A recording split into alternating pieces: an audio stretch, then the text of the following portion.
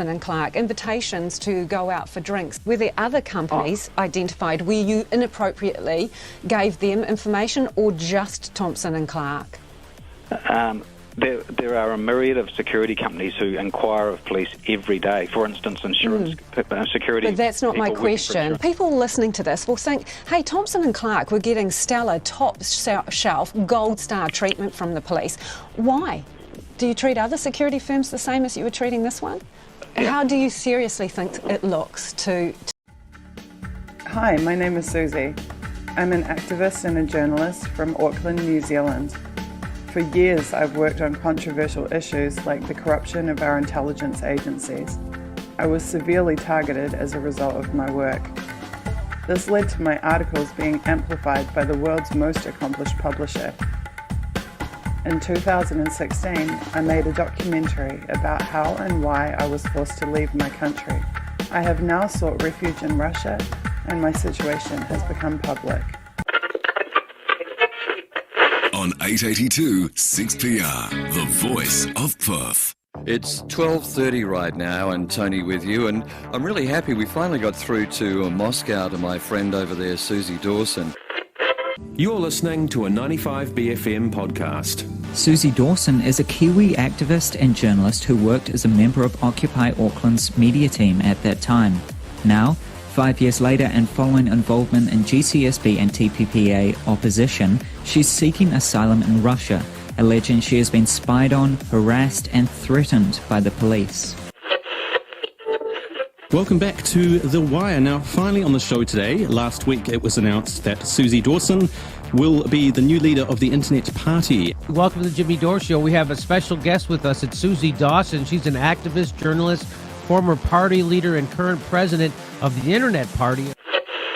Susie Dawson, an activist and citizen journalist currently seeking asylum in Moscow. Susie has written extensively on surveillance and the deep state and claims it's not safe for her in New Zealand. My name is Craig Tuck. I'm a lawyer from New Zealand. I act in the area of international human rights. I act for Susie Dawson, along with a group of other lawyers throughout the world who act for journalists and dissenters in high-profile cases, including the case of Julian Assange. As far back as 2012, Susie has been trying to warn New Zealanders and other citizens around the world about state targeting and surveillance of citizens and the methods being used to do it.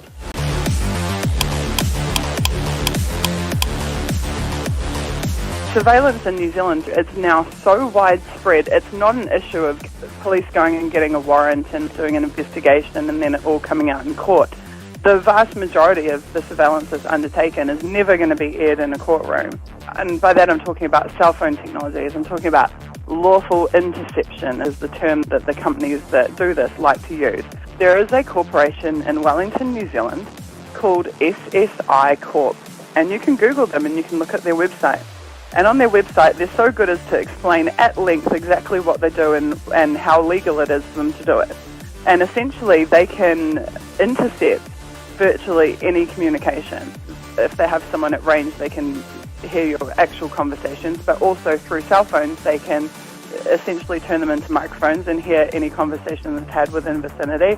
They can see your text messages, they can see what photos are on your phone, they can see what files are on your phone, they can read your emails, they can just intercept all kinds of information.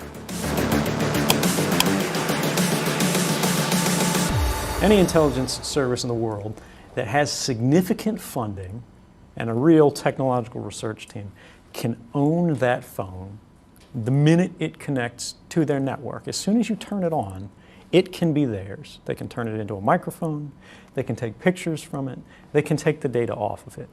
But it's important to understand that these things are typically done on a targeted basis. Not only was Susie essentially blowing a whistle on state-level spying, she was naming the precise entities that years later it would be proven had in fact been doing it.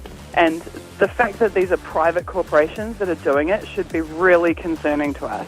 The crowd that they outsourced it to was TCIL, which was, I believe, Thompson and Clark Investigations Limited. The state is contracting a private company to surveil you.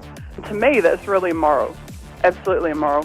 Some 6 years later, in December 2018, an official State Services Commission report confirmed that New Zealand government agencies had been employing Thompson and Clark Investigations Limited to target New Zealand citizens. This is a private company that had essentially been instructed by state agencies and departments to spy on citizens.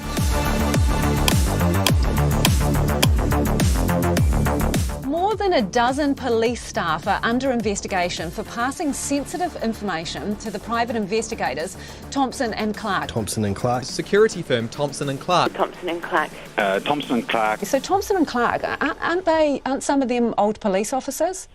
Yes, they are. Okay, so does that explain the relationship and the free flow of information? Doesn't it actually seem a bit crass? Well, at the end of the day, I guess what I trust is people's intent. The report identifies perhaps inappropriately close relationships, morning teas paid for by Thompson and Clark, invitations to go out for drinks. Were there other companies identified where you inappropriately gave them information, or just Thompson and Clark? There are a myriad of security companies who inquire of police every day. For instance, insurance security. But that's not my question. People listening to this will think, hey, Thompson and Clark were getting stellar, top shelf, gold star treatment from the police. Why? Do you treat other security firms the same as you were treating this one? How do you seriously think it looks to members of the public listening to this? Thompson and Clark hasn't just been paid by the government to spy on Greenpeace and earthquake claimants in Christchurch. Tonight, Checkpoint can reveal the controversial security firm has been also monitoring the activities of another 3 activist groups in Northland, Coromandel and Wellington, and the activities of at least 1 further claimant. Susie has been involved at the very highest levels, with people facing charges from prosecutions coming out of the Eastern District Court of Virginia in the United States. There are more prosecutions to follow of currently unnamed persons. Importantly, information will be coming out in the months to come that will provide transparency and clarity and lead to accountability. Suppression and prosecution of dissenters can't be allowed in New Zealand or elsewhere. That's why Susie's team is launching the hashtag 1vs5i campaign, and with your help can achieve some important victories for democracy and for each and every one of us.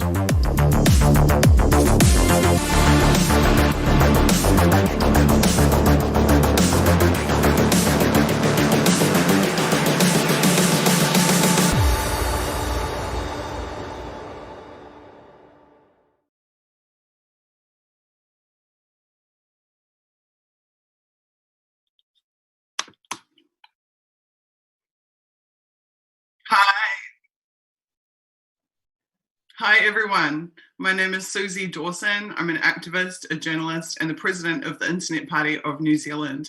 Welcome to my channel. Tonight is the 9th episode of my series, Opening the Five Eyes, Exposing the Spies. And this is the 3rd part of my JTRIG mini-series with the clinical psychologist Alyssa K. Johnson, where we delve into what's known as the JTRIG files, which are a part of Edward Snowden's leaks. The JTRIG files relate to the Joint Threat Research Intelligence Group, which is a subsection of UK's GCHQ, which is the United Kingdom's version of the NSA. JTRIG is a military online digital unit that specialises in targeting activists or dissidents or people around the world with really comprehensive, nasty smear campaigns to infiltrate their lives and to sabotage them. Tonight we'll be picking up where we left off at the end of the last stream, and I'll introduce Lissa and let her take it away shortly. Please remember that this is a promotional stream for the 1vs5i campaign, which is my campaign to hold the spies, the intelligence agencies who have targeted me over the last 8 years to account. And I have lawyers who are working with me to build a legal campaign to sue them. And so we are fundraising. I would really appreciate you donating to my legal campaign at number1 versus number5i.com/donate. Without further ado, hi Alyssa, can you hear me? I can. It's good to be back. Thank you so much for coming back again. You did an absolutely marvellous job of leading us through the documents last week. So at your leisure, take it away and let's pick up where we left off. We'll go back to that. Yep. All right. Well, I'll just share the slides again. So let me go back a little bit. I think we got up to strand 4. Is that right? And we finished on talking about these emotional needs, and you were talking about those as a way for an online alias to befriend somebody by seeking to meet these needs. And strand 4, disruption and computer network attack. These terms aren't familiar to me. I think these are to do with computer attacks rather than psychological terms. Would you agree with that, Susie? So let's have a look. Sorry, could you return just to the title screen before it for me? Strand 4, disruption and computer. CNA. CNA is computer network attack. This is where they're actually penetrating your device, which is a pretty key part of all the other stuff that they do. And this is a point that I try to really hammer home for people, is that there's signals intelligence and there's human intelligence, and they work together. Now, JTRIG is about human intelligence because we physically have a human operative who is inserting themselves into your life and meddling in it, which is what human intelligence is. To empower them to be able to do that, they need to have the signals intelligence. And the signals intelligence is where they're collecting data about you from your devices, your communications, public data about you, open source data about you, industrial or commercial data about you from various service providers, police or governmental data about you, and data obtained by hacking.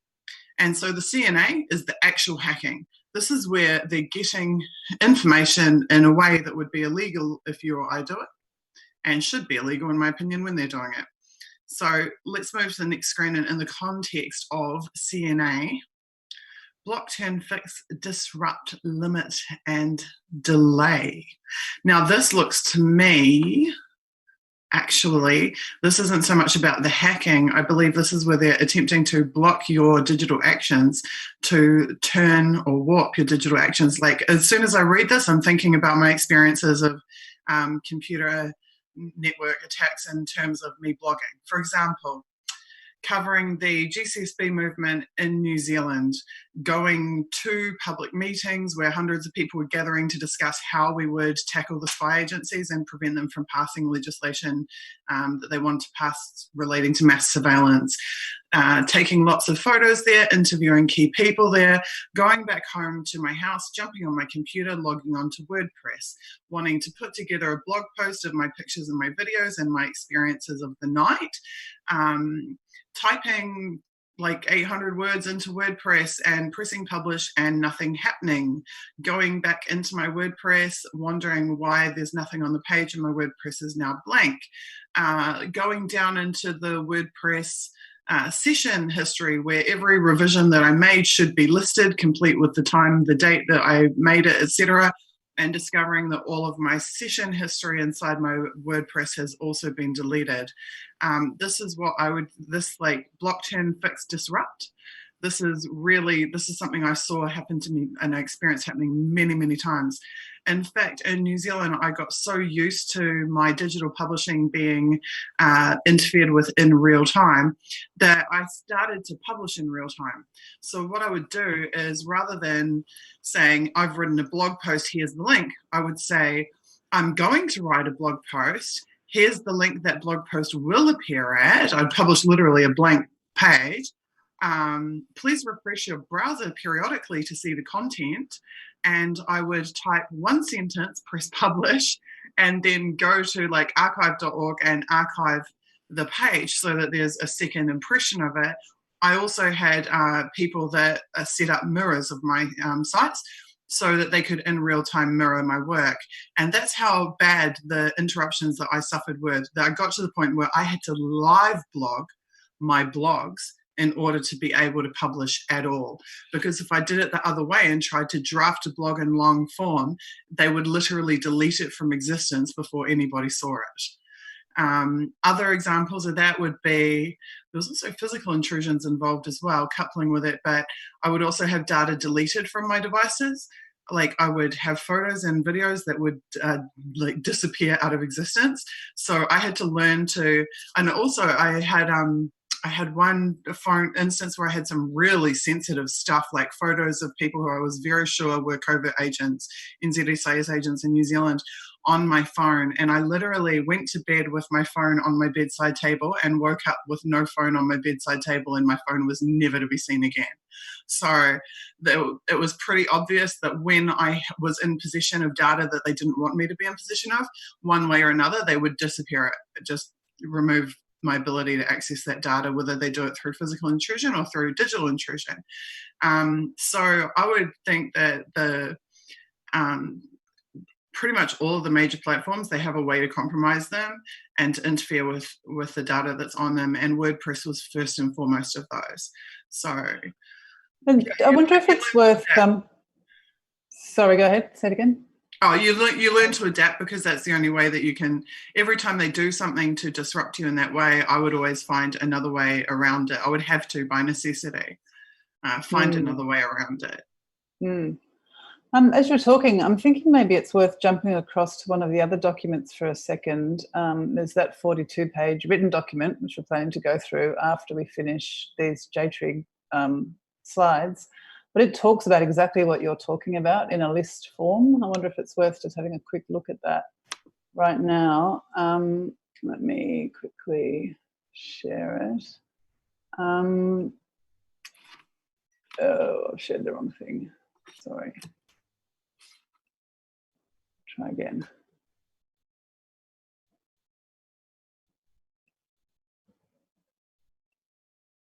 It won't do it. It's strange. Well, there's a list, or hopefully we'll be able to share it later. There's a list that talks about exactly what you're talking about, Susie, about even taking over the hosting of people's websites in order to block sharing of their content, sending messages on behalf of other people. So essentially, now that's something that also happened to me. So my very, very first publishing website was with Occupy Auckland Media Team. We registered a domain called occupysavvy.com. And Occupy Savvy really took off during Occupy.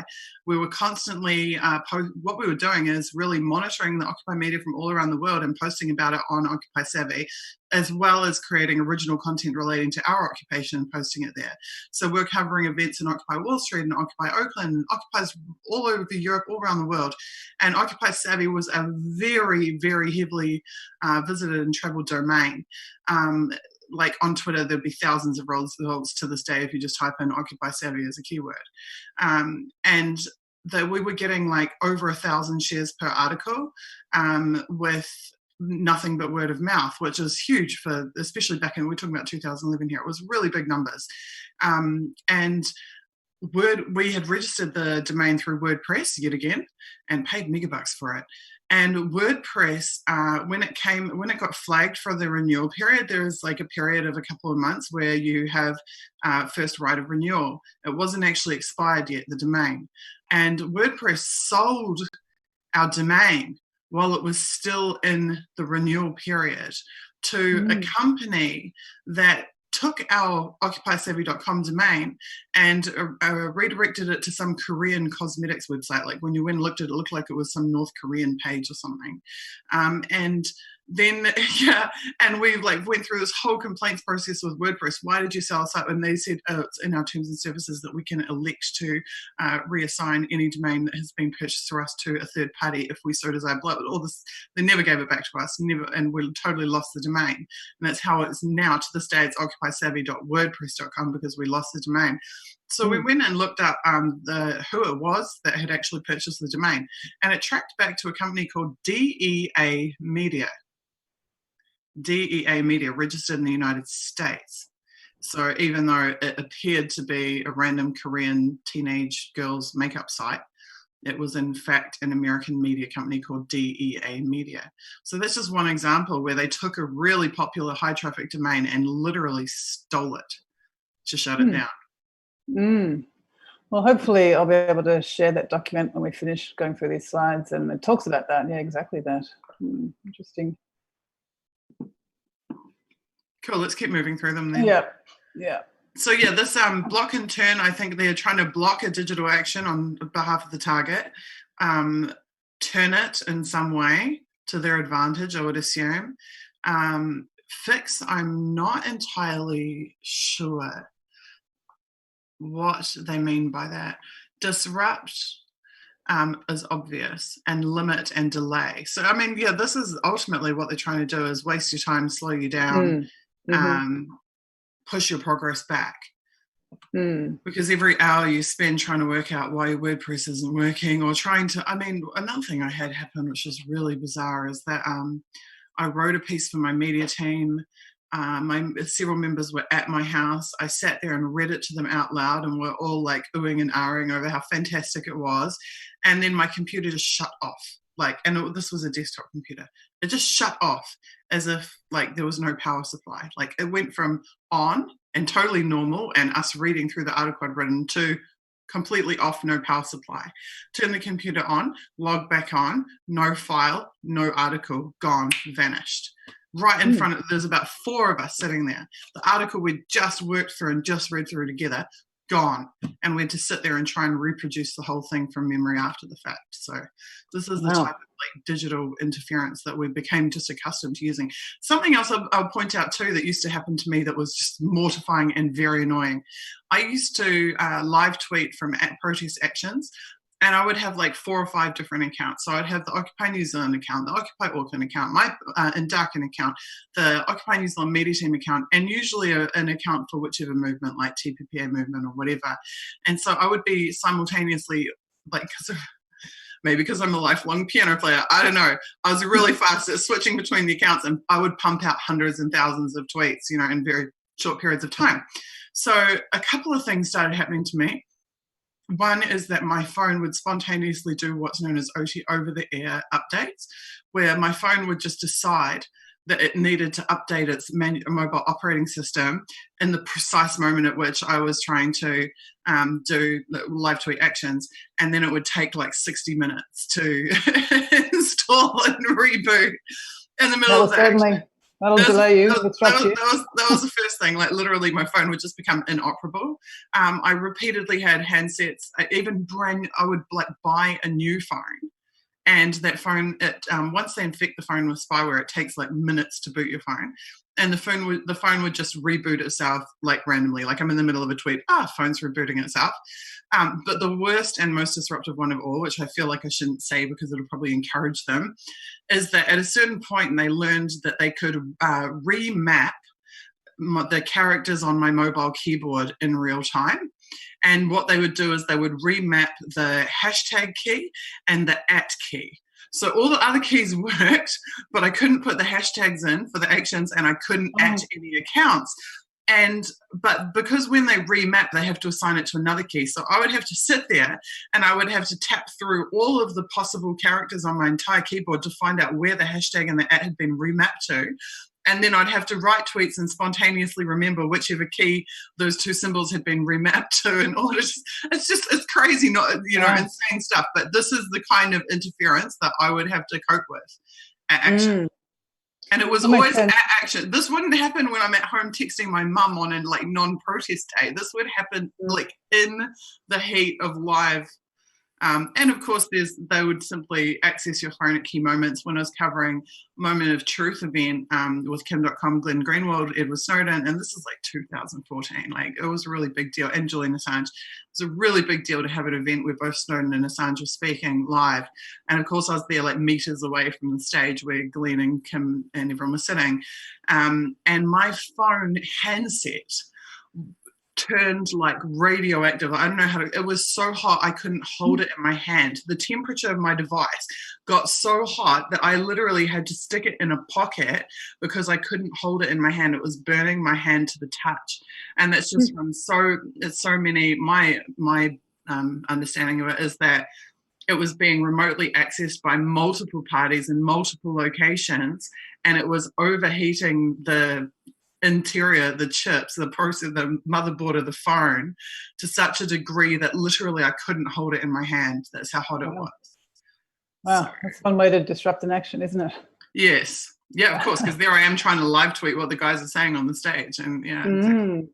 And I guess the more that everything becomes dependent on social media and internet communications, the more effective this is. I guess some organised stalking awareness is saying, no, that's just a different nationality keyboard. I'd like to point out that that's completely false. It was not that they were changing the nationality of the keyboard. It was that they were remapping only those two specific characters. Nothing else was being remapped on the device except the hashtag and the @ And I'd also like to point out that anybody who's consistently putting disinformation into the chat is going to get banned. No offense. Okay, continue. So the operational playbook of disruption. Given that the next slide's talking about groups and pulling groups apart, I'm assuming this doesn't just refer to sort of computer network attacks. And I'm just going back to this for a second. When you were talking through that, Susie, I was thinking, well, that could apply to that later slide, some of these concepts about pulling groups apart, in that, we'll talk about that more when we come to that slide. What did it say before? On the title slide, what did it say? It said something else before. Disruption and. So here we go. So we're starting with the disruption. Yeah, so that makes sense. And I guess this is probably disrupting by computer network attacks as well. But causing groups to fracture does all this as well. It blocks, it turns focus away from the activism goal. It disrupts, it limits what people can do. It delays, people's effectiveness and delays action. So it all applies to that latest slide too, probably. Operational playbook of disruption. You may be better placed to talk through this as well, Susie. It sounds like these are the kinds of operations that they're talking about performing, and then drawing on all these psychological tactics in order to perform these operations. So infiltration, we've talked about quite a lot. A ruse operation. Do you want to talk these through? Yeah, sure. So I would consider a ruse operation to be like, I was giving the example a few weeks back where a group of saboteurs at our occupation created fake business cards, fake flyers leading to fake business addresses.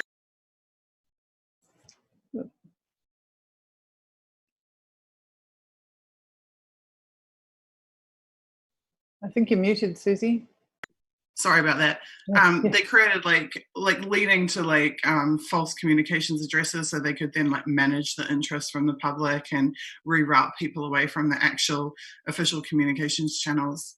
I'll consider that to be a ruse operation. Anything where they are creating materials or even personas that are fake. The explanatory document that we'll go through talks about that too. They talk about creating fake, to discredit a company, creating fake products and spoof just kind of dud services to discredit the company. So I guess that would... Yes, bingo. That's really the commercial version of the activist ruse. Yeah. And that's also the guys who show up and claim that they're from your power company and want to fiddle with your smart meter. Yeah. Absolutely, yes. Set piece operation. Do you know what they're talking about there? I'm not sure. I don't know precisely what they mean by set piece. I could speculate, but I don't know. And I'll tell you what, Elizabeth Mueller, who I'm sure is watching, I would highly recommend that you take that term, set piece operation, and start running searches on the various manuals that we have been reading through, because if it appears in one manual like this one, it's almost bound to appear in others, such as false flags, for example. We found a lot of returns in other documentation for false flags. Yeah, and I guess everybody knows what that means. Fake a fake action by an enemy or an adversary. False rescue seems pretty self-explanatory. I mean, they talk about, in the document that we'll go through, they talk about fake blog posts, fake victim blog posts, which I know you have experience of, Susie. So I guess. Oh yeah, absolutely. And I'd just like to say, with the false victim stuff, they do things to you, and then they accuse you of doing precisely what they did to you. Like, they just turn it around. It's a really strange experience. Like, whatever vector of attack they use against you is then the vector of, or then the pretext for the victimization that they claim themselves. So they victimize you in a specific way, and then they accuse you of having done that to them. Which is one of Machiavelli's tactics, isn't it? You see it a lot in propaganda as well. A lot that, you know, Russiagate was that, wasn't it? When Bernie Sanders was cheated and there was all sorts of internal rigging and corruption, then Russia's accused of attacking American democracy. Spot on. Spot on.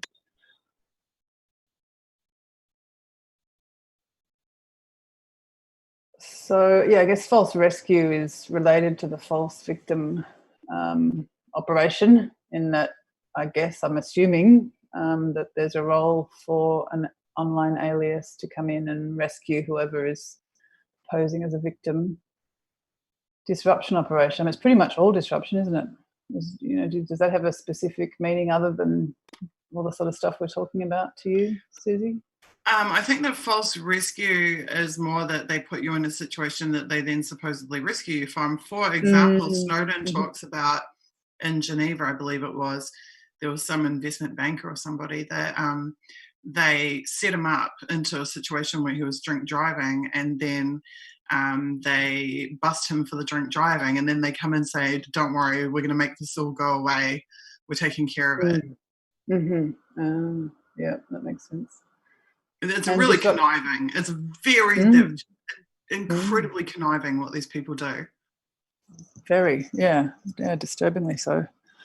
And disruption operation, I mean, it's all disruption, isn't it? I don't know if that has any other more specific meaning to you than... Oh, disruption is just multi-layered.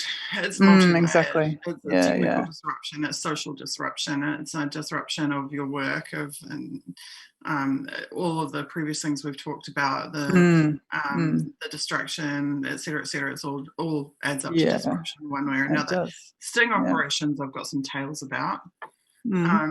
I've got a couple of tales about sting operations, actually. So I had somebody who appeared to be a member of another occupation at the other end of our country come to visit us in Auckland. And then that person came to me and said, I'd been complaining about being targeted, and our media team being targeted. And they came to me and they said that they were a hacker, that they have access to police databases, and that they know the precise names, they actually gave me names, of the supervising officers who are involved in targeting me, and their internal police identifiers, their numbers, their non-public police numbers, and gave them to me and said, I need to publish them. I need to write a blog post and expose those officers and publish this secret non-public identification number. And it was actually at the same time I'd been investigating and writing blog posts about the corruption of the then Minister of Justice, Judith Collins, in New Zealand. So I'd been going after, who was also the Minister of Police at the time. So I'd been going after the top of the police hierarchy, who were public figures. I hadn't been going after like individual officers in the investigating ranks. I had been only going after mainstream public legit targets. And so they supplied this info and they tried to get me, that they were desperate that I should publish these numbers and these names. And I saw right through it. And when they left, I literally took the papers they gave me and burned them and never published anything and had nothing, because I could feel like what bad news this was that I was being set up to do. And sure enough, I found out after the fact that had I published those, that actually would have been an illegal act and I could have been arrested on the spot, because there are actually laws against publishing this private identifiable information from police databases about police officers. So there's no doubt in my mind that that was a sting operation to attempt to use my naivety as a citizen journalist and in the course of journalism to take me down. Basically, they would have come in and said, you know, I was committing illegal acts against these officers and blah, blah, blah.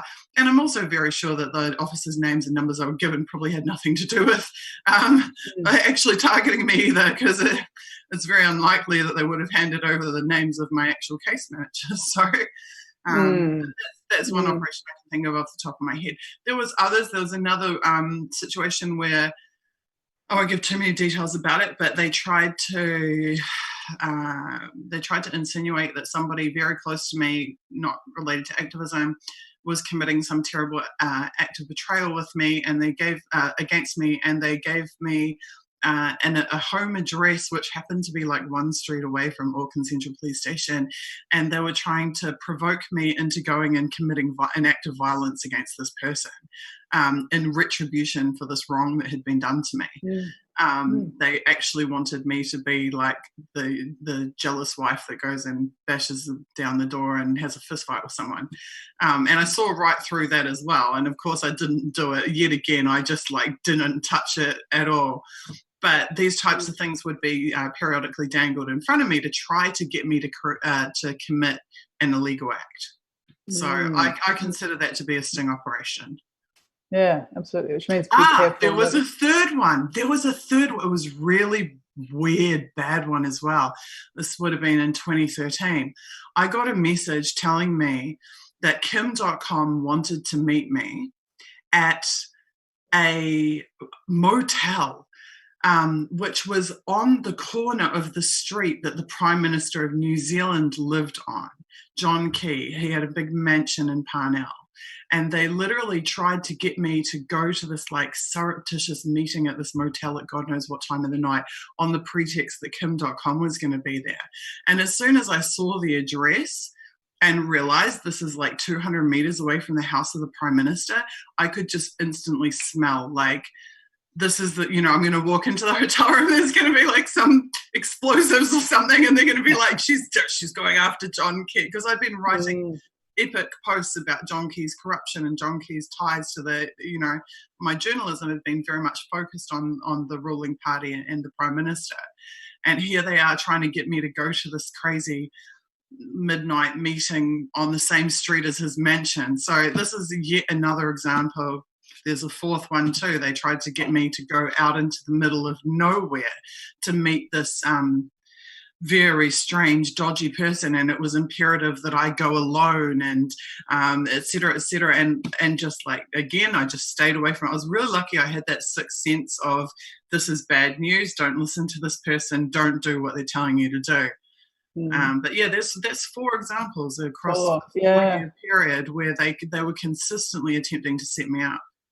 And maybe some of those, you know, like going out into the middle of an empty field on your own in the dark, that would probably set most people's sixth sense off. But the first one you mentioned was a bit more subtle, being fed false information, and you can understand how somebody who's maybe an independent journalist thinks, oh, wow, this is a great story, and could be sucked into that. What would be your advice to people as to how to sort of resist these kinds of tactics? So the one that was out in the middle of nowhere actually wasn't just like go out into a field.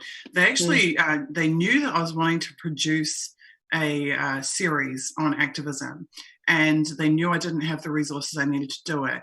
And they sent some guy to me, and he like showed up at my house randomly, like I didn't know him. And he claimed to have like been referred to me through someone I kind of knew. And he showed up in like this ridiculous, like it wasn't a Lamborghini, but it was something like that, like some insanely expensive car, and claiming that he was like, you know, some European millionaire or whatever. And out of the goodness of his heart, he had wanted to give me access to his like recording studio facilities where he had multiple cameras. He had all this equipment he was going to give us for no reason. But in order to get it, we have to like go out into the middle of nowhere. And he just wanted me, only me, didn't want other people to come with me. I needed to go with him to the middle of goddamn nowhere in order for him to give me the stuff. So once again, I'm 100% sure it was just an entrapment effort, and I basically said, no, thank you, see you later. It reeked. The whole thing reeked. So what would be your advice to people as to... My advice would be listen to that sixth sense. Like, if you get the feeling that something's not right here, and also to check it out. Well, first of all, if they're trying to incite you to commit a criminal act, or if they're trying to get you to do something that you're not sure if it's criminal, but maybe it might be. There is a fifth one. The fifth one is occupations all around the world set up their own digital newspapers, and they named them after the biggest newspaper in their town. So there was but they put the word occupied first. So in Chicago, it was the Occupied Chicago Tribune. In Auckland, we set up the Occupied New Zealand Herald, because the New Zealand Herald was the biggest paper. And there was a big court case. I was really lucky that I closely followed. This is one of the ways that I avoid a lot of stuff, is I closely followed what was happening to activists in other occupations, and I learned from their mishaps. And I also closely followed the whistleblowers, and I learned from their mishaps as well. Barrett Brown, I learned lessons from him. Don't get on YouTube and have a fit at FBI agents and tacitly threaten them, because you'll end up in jail for threatening an FBI agent. If you look at how other people were taken down, and how they were gotten rid of, and by whatever ways, you can actually learn some great lessons. So we knew, my media team had seen that the Occupied Chicago Tribune was sued by the Chicago Tribune for copyright violation. And the court found in favor of the Occupied Chicago Tribune because they hadn't copied the logo of the Chicago Tribune, they hadn't used the same font, and they hadn't used the same homepage format. So the finding was that there was no actual copyright violation, and that anybody who read the words Occupied Chicago Tribune would know instantly that it wasn't the real Chicago Tribune. So when we set up the Occupied New Zealand Herald, we followed the same format. We didn't use the New Zealand Herald font or their logo or their layout for their page. Then we got contacted through our Facebook page for Occupied New Zealand, and it was this person. They're like, "Oh yeah, I'm a web developer, and I really want to help make Occupied New Zealand Herald look so much better than it does right now. And so I've actually created a whole new HTML face for it, a whole new template, and all you have to do is take this file and install it on your site, and it will look like this, and it'll be so beautiful and gorgeous and wonderful." And so we look at it, we open it up, and it's got the New Zealand Herald font, the logo, like a replica of the logo, and the whole layout of the page. So if we had taken that file and been like, "Oh yeah, this is great, they've given us this," and uploaded it, then instantly we would have been in copyright breach. They could have sued us and taken it down. So that's yet another example of these types of sting operations. Maybe it also comes under ruse or some of the other terms. But yeah, this is the type of stuff that was done to us. We also had one incident where we were sent a whole bunch, this whole article, and we were told we should promote this and push this out. We actually fell for this one. And this is one of the very earliest mistakes that we made. They gave us, it sounded like left-wing socialist rhetoric. It sounded like in keeping with the spirit of Occupy and the language of Occupy. But actually, it was an excerpt from Adolf Hitler. So they had gone through Adolf Hitler's writings, and they picked out... You're muted again, Susie.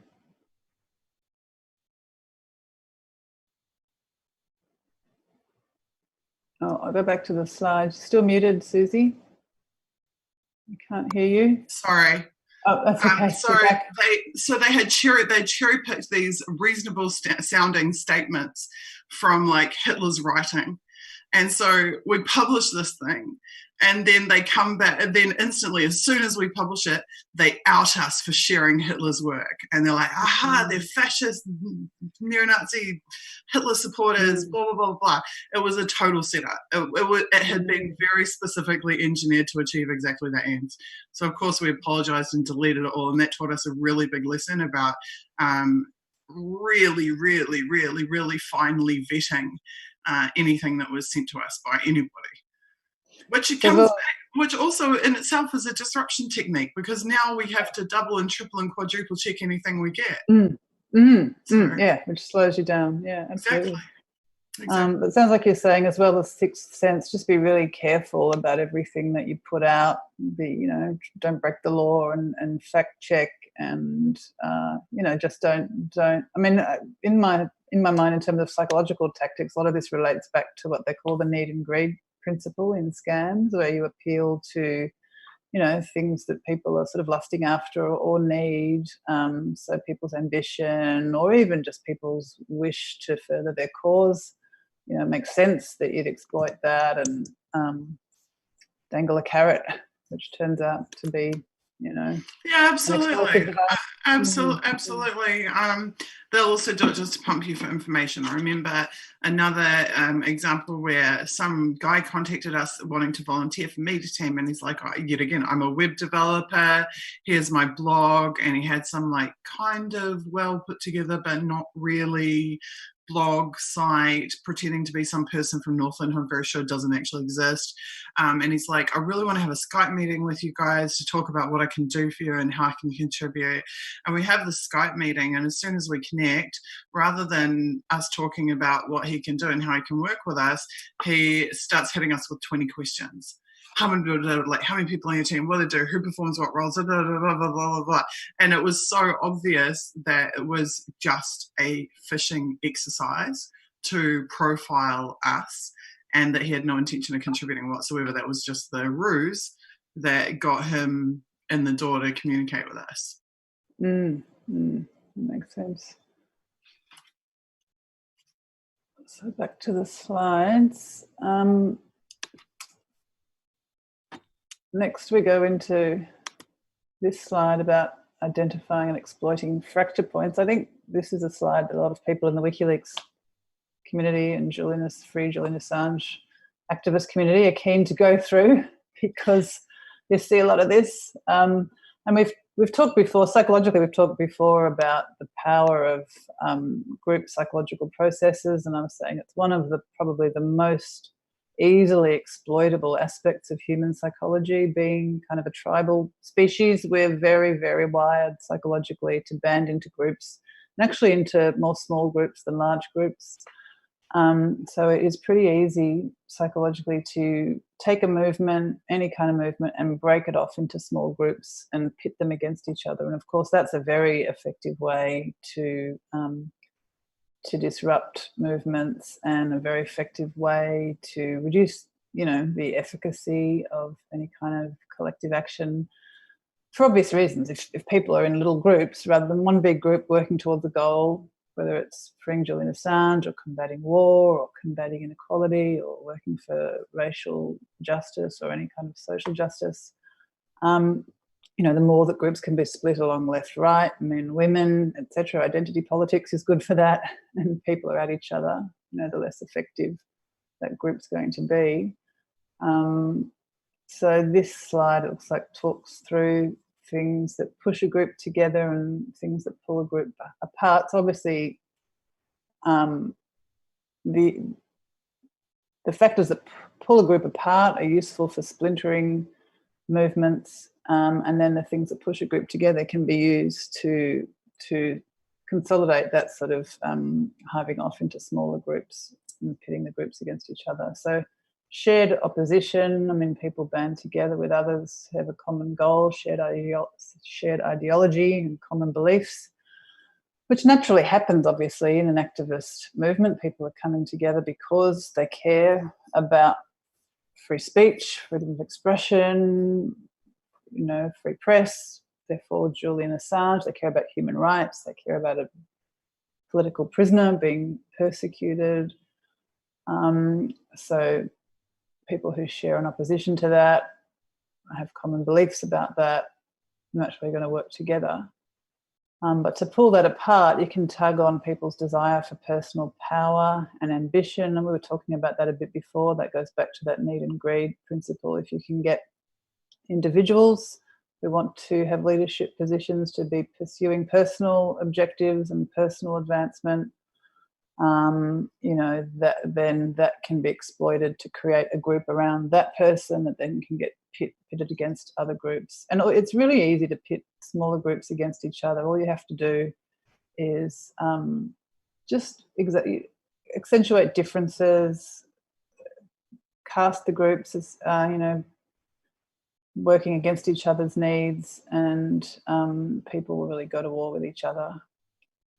And even over small differences, we're really wired to sort of go into combat with what we perceive as outgroups who have a different agenda to us. So pre-existing cleavages, there's always going to be natural divisions within a big group, whether it's left, right, whether it's, things you see in the WikiLeaks activist community are sort of long-time supporters versus newcomers, people versus lawyers, different levels of kind of leadership in groups. All of those things get tugged upon. Competition, ideological differences. So I'm sure you have a lot of examples of these kinds of things, Susie, that you could talk through. Yeah, I think that this is the single most important slide that has ever been published in relation to group dynamics and activism and the way that they are disrupted by intelligence agencies. I'd ask you to put it back up on the screen for me to speak through, if that's okay, because there is quite a bit there for me to unpack. Cool. Okay, so things that push a group together are the enemy to the intelligence agencies. These are the things they want to destroy. And there is a tension between the things that push people together and things that pull them apart. So ideological differences is the number one factor that I have found. So for me, where it says personal power and pre-existing cleavages, these are things that relate to the individual and how they can manipulate the individual to break the group up. So this is where they're going after people one by one. They're working out who are the opportunists and then using personal power or the allure of personal power to turn those opportunists away from the group and to create division and divide. These are the ones that want to be in front of the mainstream media cameras, that want to hold positions of power within a group and are enticed by opportunities that will increase their personal power. Pre-existing cleavages are usually personality conflicts or personal differences between various group members. So they will amplify and exploit any naturally occurring dissension, and you see this a lot in WikiLeaks movement. You see it a lot in anything that they don't like. I mean, whenever I've been critical of an individual in my journalism, that individual is then inundated with content supplied to them by anonymous accounts or trolls to try to get them to come back against me in the hope that I'll go back against them again, and it will spiral into this big drama. And they really, anything that even smells like drama attracts trolls like flies. I shouldn't call them trolls because they aren't. Anything that smells like drama attracts operatives like flies. So they will try to create dramas, but they will immediately gravitate towards any pre-existing drama.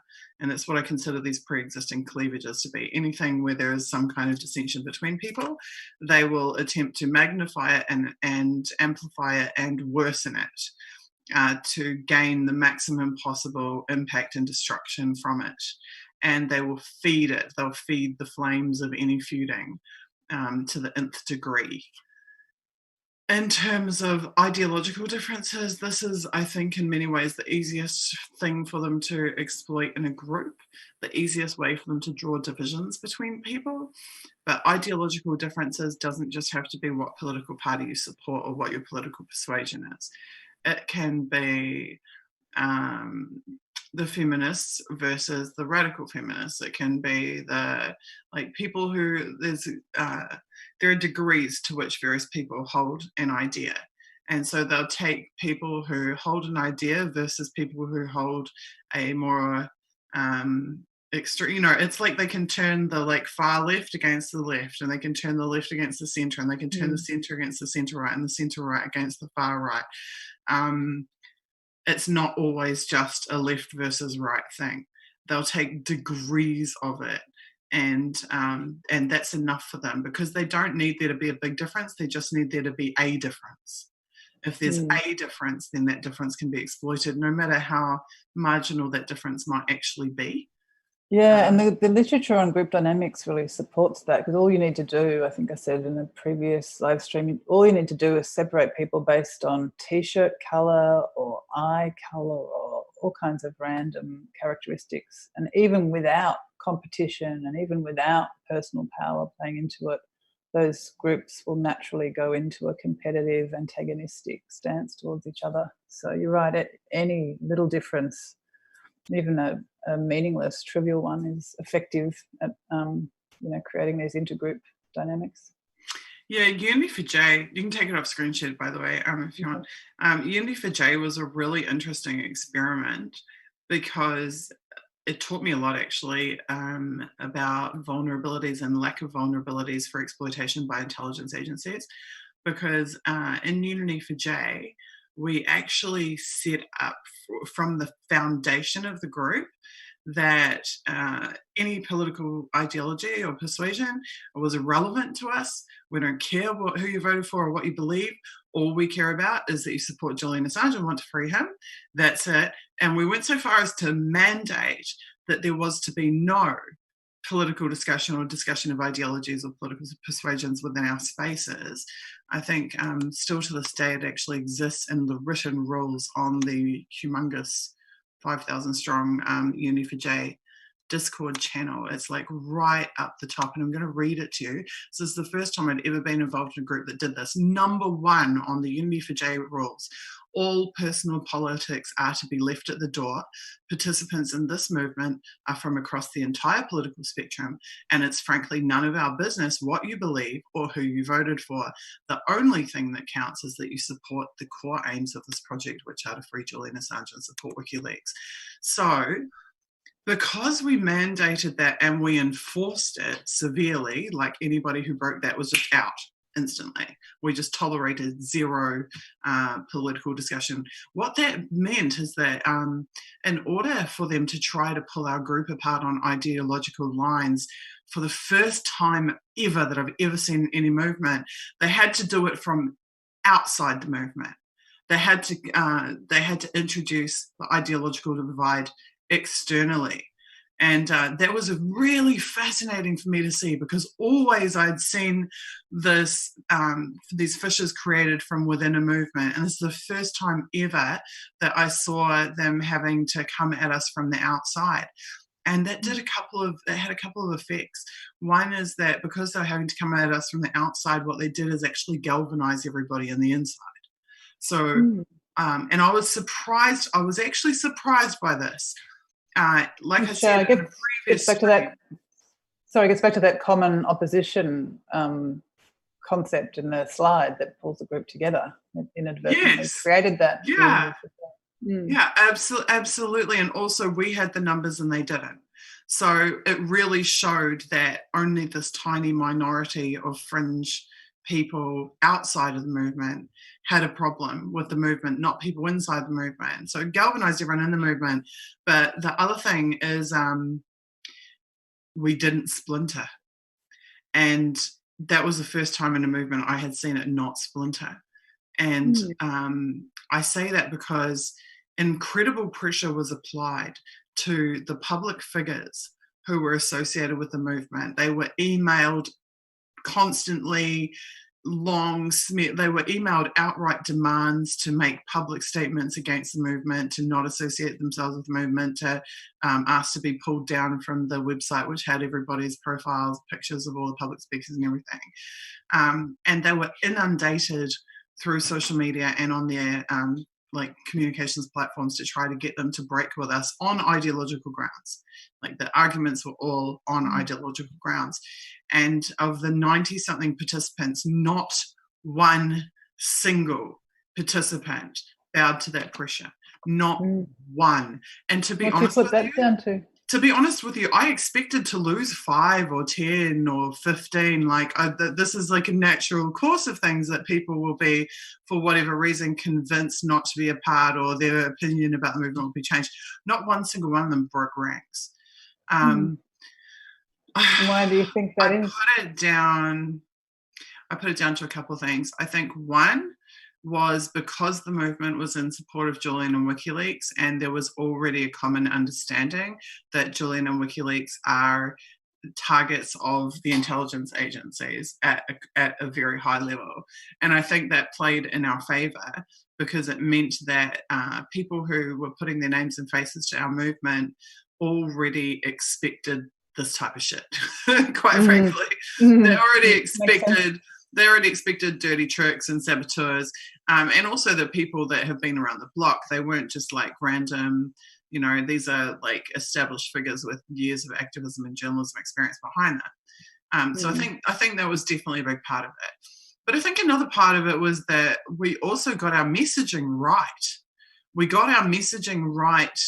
And like that messaging that I read before that was in the rules on the Discord server, that messaging was also in the invitations to bring people on and invite them to be a part of the stream. It was also on the website. It was also discussed at the opening of every single stream. We said, this is Unity for J. We're united in solidarity with Julian Assange. We believe that personal politics should be left at the door, and we are just here to free Julian. So by having that, like, this is a great conversation for me to have, because it's actually teaching me that I need to do the same thing in future endeavours.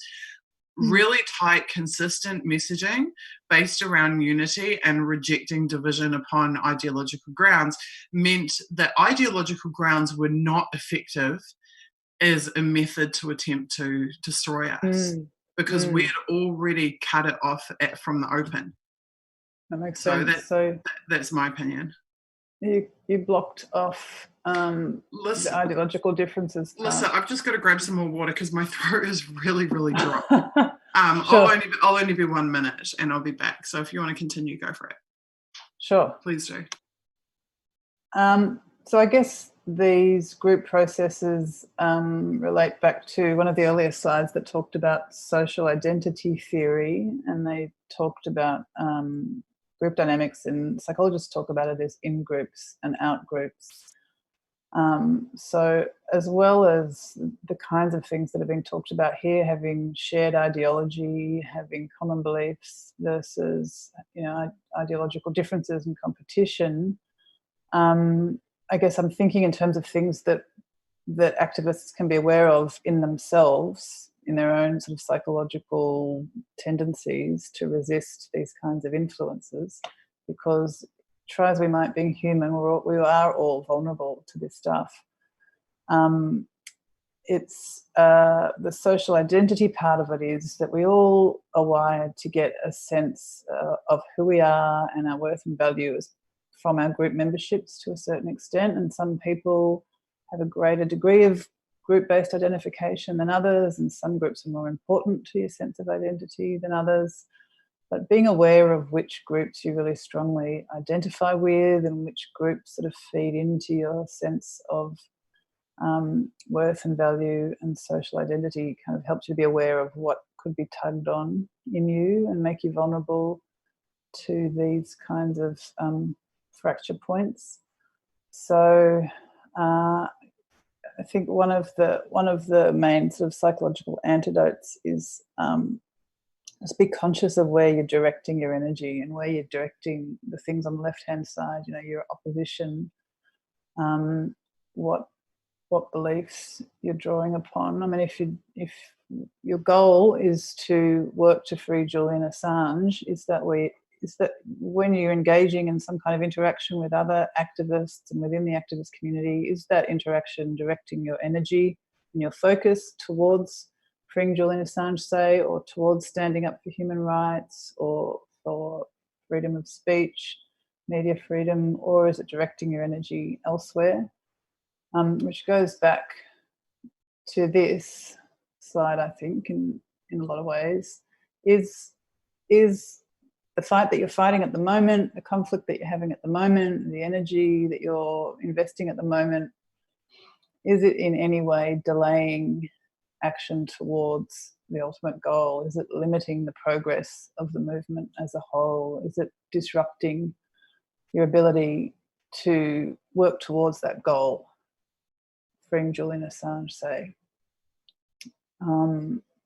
Is it blocking? So I think those are important questions to ask yourself.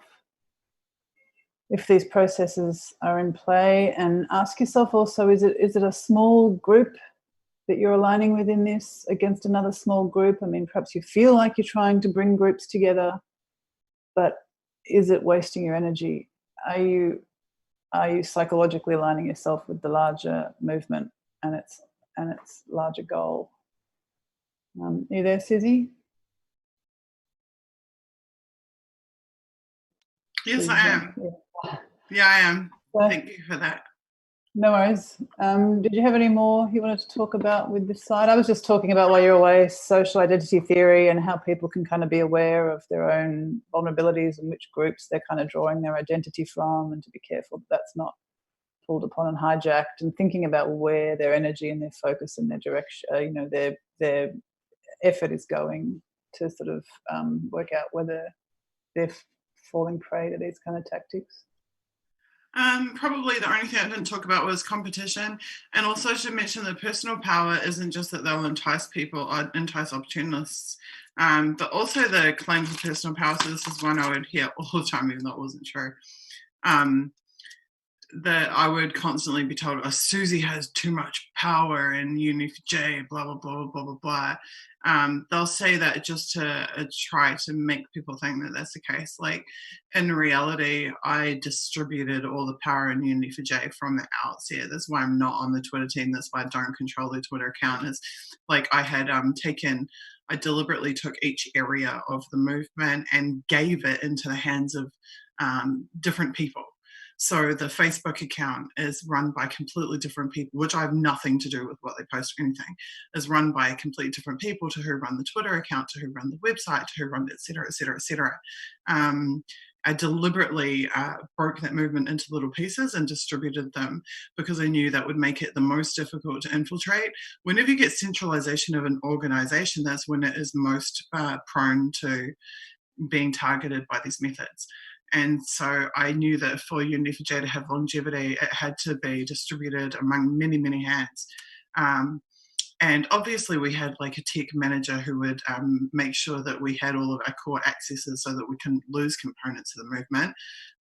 But the management of the movement happened across, and I mean, actually Kitty and some of the other people around here would be able to speak to that even better than me, because everybody had their own specialization in the movement, in their own area and their own subgroups.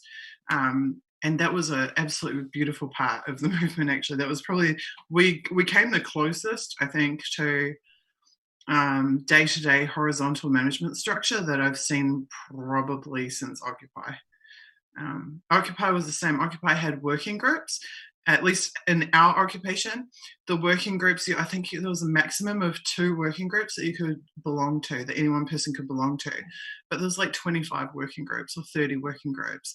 And anybody could suggest to start a new working group and start one for whatever specific topic that they were really interested in. And that, for a while, for a time, the first few months, kind of the golden 3 months of Occupy, worked really, really, really well. It worked great. And people could, if they didn't like one working group, they could take themselves out of that and go and join another working group. So it was really, really good. It was a great structure, and I hadn't seen that in play before.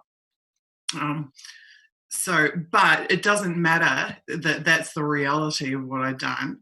The trolls and the naysayers would just be like, oh, Empress Susie is in control of everything. Well, you know what I mean? Because they don't care.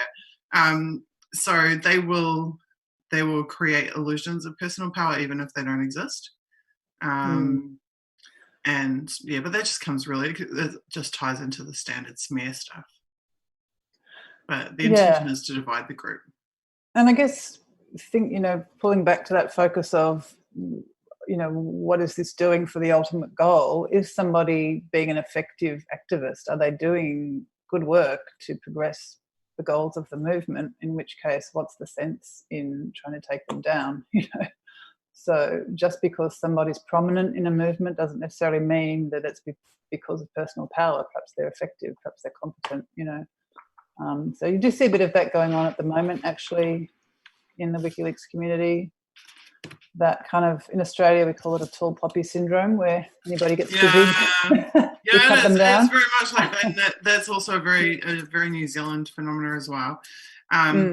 What I said from the outset with Uni for J and what we maintain to this day is that we encourage and support and even amplify anybody who goes and sets up a what would be considered to be competing group or movement or whatever, because we were never trying to be the monolith. We were never trying to be like the only horse off the,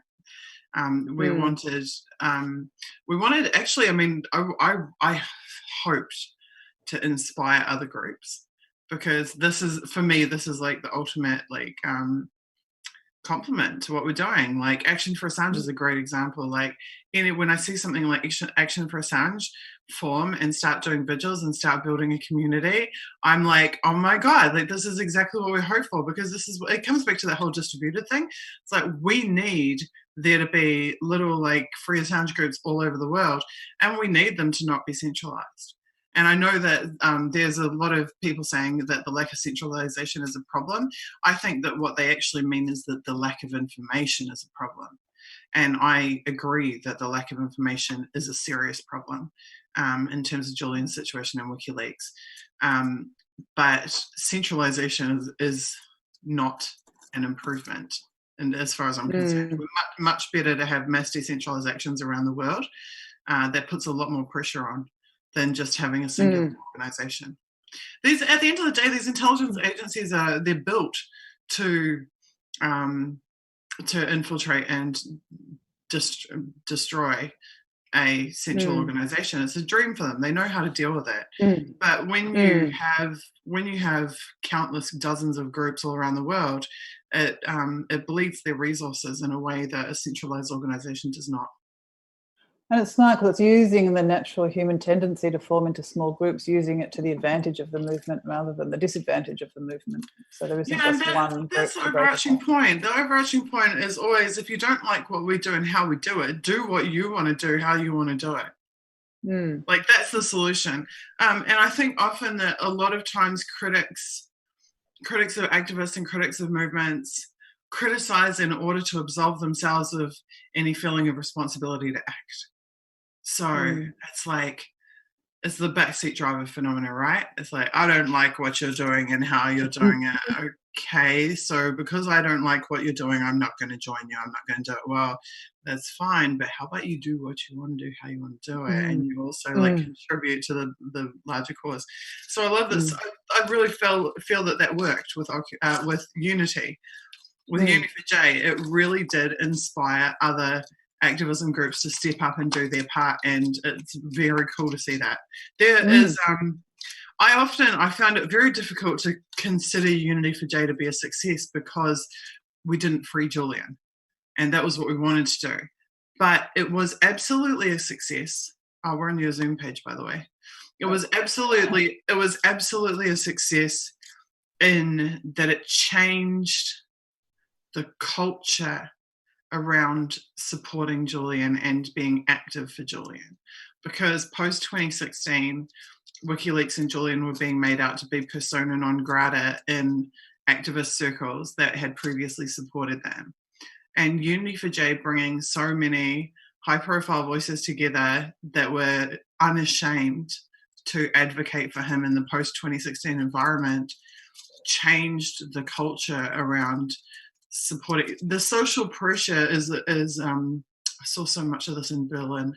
Social pressure is a terrible tool for preventing people from taking an action and preventing people from expressing solidarity. If they know that they will pay a social price, they will be silent. They will have a tendency to silence. But when you give them a large visible group that's already engaging in those actions of solidarity, and they see that they won't be that pariah if they speak up and reveal their true thoughts and their true intentions of wanting to support Julian, it gives them the comfort that they need to be able to take that step. And that is what I see from Unity for J. I see that Unity for J because of the size of it and how vast it was and how loud it was. It made it okay to support Julian and WikiLeaks openly again, where previously many people felt that they couldn't, even if they did support inside. Yeah, no, that's a really good point, really important point about group dynamics and how they're exploited to fracture movements too. That issue of being ostracized from a group, it's most people, if it's a group that they care about, that their identity is connected to, will go to great lengths to avoid being ostracized. It's one of the most, unpleasant psychological experiences for human beings to be ostracized from an important group. I think I said in another stream, it activates the same parts of the brain that are activated when you're in physical pain. And even just like people will form groups on pretty trivial grounds, even a trivial ostracism from a group, there's an experiment where they get people playing a really old-fashioned Pac-Man type game. They're throwing a ball to each other. So the person's interacting with people they've never spoken to, they don't know. But once people stop throwing the digital ball to them, they're so sort of really subtly ostracized from this online group of people they don't even know. Self-esteem goes down, depressive symptoms go up, after a very short exposure to that. So people are very sensitive to ostracism. So that's another sort of group-based dynamic that's very easily exploited, and has been enormously heavily exploited when it comes to WikiLeaks and Julian Assange. If you're anti-feminist, or you're a rape apologist, or you're a Putin apologist, or you're a Trump supporter for people on the left, you're a fascist. I mean, all this sort of very, very, very over the top sort of efforts to silence people, causing people to be afraid to, stick their head above the parapet and speak up for fear of being ostracized from whatever group they identify with. So I think you're right, Unity for J did a great job of cutting across that. And the fact that there were people from various different sort of ideological positions doing it meant that it opened the way for a lot of other people from all those different positions to feel like, it's okay to support Julian Assange. It doesn't make and the wider positive social impact as well that we had, and that was expressed by people like Hedges and others. Hedges is a great example of someone who was they tried very, very hard to break his support away for Unity for J, and he doubled down instead. He went the opposite way. But the wider impact was that we showed in a very public way and at scale that it's okay to work with people who don't believe what you believe on other topics. And it's okay that we actually can work together and achieve things with people that aren't carbon copies of us, that don't have to believe everything that we believe. And that we are more impactful together with working with people that don't necessarily believe. I mean, there are people that have almost the opposite politics to my personal politics in Uni for J, who I worked with on a daily basis, and they were fantastic people. I completely disagree with them on everything. I disagree with them on all of the core social issues. I disagree with them on anything that we might come up at a referendum or a ballot box against. But they were great people. They were fun. They were good to be around, and we achieved stuff together. And that was a revolutionary aspect to Uni for J that I'm really proud of that. I'm still proud of that to this day. And it sounds like, so you were focusing on your shared opposition to the persecution of Julian Assange. Yes, absolutely. Common beliefs, exactly right. And the uncommon beliefs became irrelevant because the common beliefs were why we were there and what we were doing. Absolutely. And so just before we move on from this slide, it's probably worth saying that we're not just speculating that these strategies were used against or have been used and are used against WikiLeaks supporters. A document, I think it was around 2011 or 2012. GI files release, The H.B. Gary document. I mean, maybe there's others, but they talked about, which is a private security firm, they talked about exploiting natural divisions within the WikiLeaks community as a way to undermine WikiLeaks. So we know that this has been a core tactic for a long time in order to, basically destroy and discredit and degrade and disrupt all those Ds of WikiLeaks. Shall we move on to the next slide, Susie? Sure, and also I'll just say in those H.B. Gary docs that you're referring to, they also talked about putting career pressure on individuals, and putting them in a position where if they had to choose their career or their support for WikiLeaks, that they would choose their career. And specifically, they wanted to go after Glenn Greenwald on those grounds, but also other professional figures too that were supporters of Julian. And that ties into that social pressure. And it also ties into why they used rape smears against Julian, because Julian's key support base at that time was very liberal and very feminist. And so they pushed people into a position where they had to either choose their ideology or choose their support for Julian. They couldn't. They made people believe that they couldn't have both. They couldn't be a feminist and support someone who's accused of rape. They couldn't maintain their public position and also support Julian.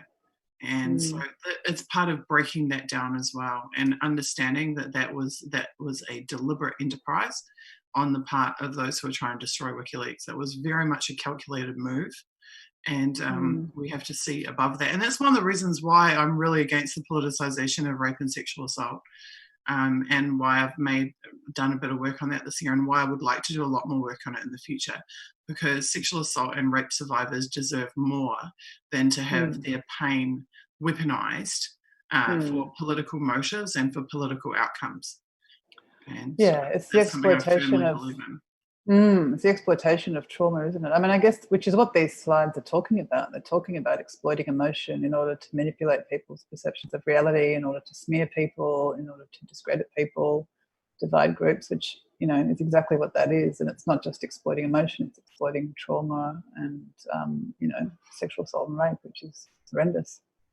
And of course, ultimately, the exploiters of that for political gain are the military-industrial complex, who are the single greatest perpetrators, perpetuators of rape and sexual assault on this planet on a mass scale, because war is rape.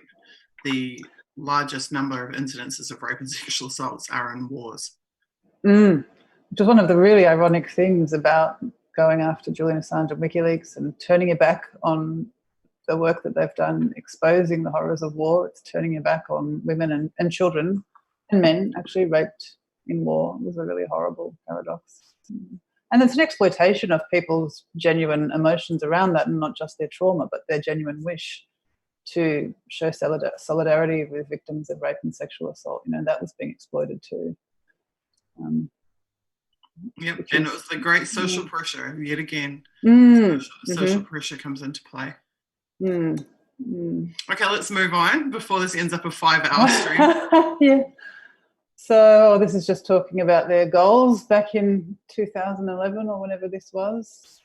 So full rollout, complete by early 2013 with 150 plus JTRIG and ops staff fully trained.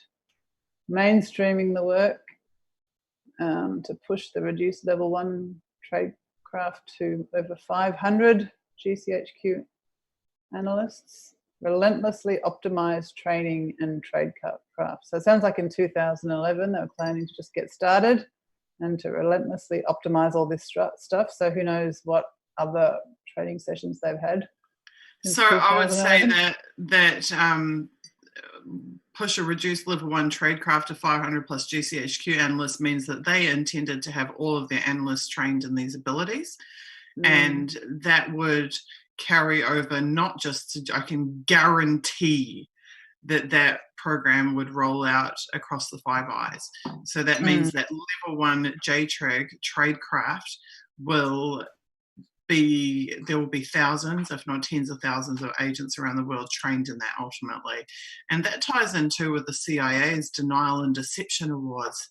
In the Snowden documents, the CIA gives denial and deception awards to NSA staff members. NSA staff members receive CIA awards for having provably employed denial and deception against targets. Wow. Awards. They get a certificate. They get a bonus for engaging in deception activities. And there's also that GCHQ initiative, I think it's called the Joint Cyber Force, which is being rolled out. Joint Cyber Command, isn't it? Joint Cyber Command, is it? Yeah, I'm not sure. It's something like that, yeah, and they're talking about it being like an online SAS with, ever-increasing numbers of operatives trained in, it sounds like basically these kinds of tactics. Apparently one of Britain's top female spies is heading it. I don't know who that is, but so I don't think it's launched yet, but it's soon. So we can expect probably more of this and more sophisticated versions of this should be happening. Wow. Well, that's it. That's the end. Really? We made it to the end? Yeah, that's the end of these slides. Conjuring with Information, Head of Human Science, JTRIG HSOC. STS. And we're not allowed to know who their name is. Okay. Yeah. So, and that's a picture of, I think it's a magician. So they're going back to that idea of performing magic and deception, making things appear and disappear, making people see things that don't exist and not seeing things that are right in front of them, using these tactics. Okay, take us to this document. You've wanted ever since week one. You've been wanting to go us this next document, so let's do it. Yeah. Well, yes. Maybe just before we do that, just to let me see if it wouldn't share it before. Let's see if it'll do it now. You know what? I'll try and do it another way. Let's see. There we go.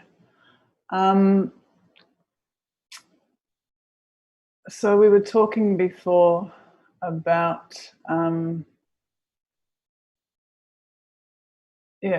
some of that slide we went through with the various operations that they use, in which they sort of draw on all these psychological tactics, just so people know we're not, you're not making things up, and this is in their documentation as well. This is another group of slides. I think this is from 2012.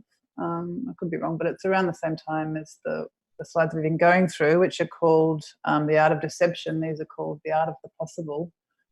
And this slide is about, they have a bunch of slides on how to, and that's how to stop someone from communicating. Actually, that fits in with what you were talking about before, Susie, about your phone, not working and hashtags and so on changing. So some of the tactics. Are you able to scroll? Are you able to zoom in on that? Because for me, that's really small. I can find myself pressing my face up against my computer screen. Maybe one more time, if possible. Oh my God, this is textbook.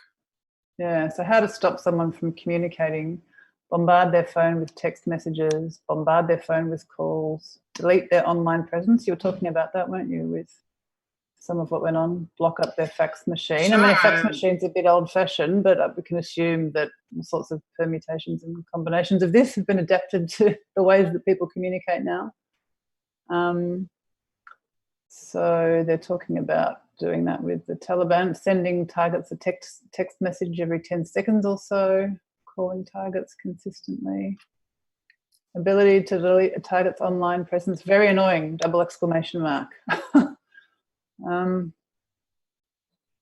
Older types of effects, but faxes are still used in some areas. So that speaks to what you were talking about before.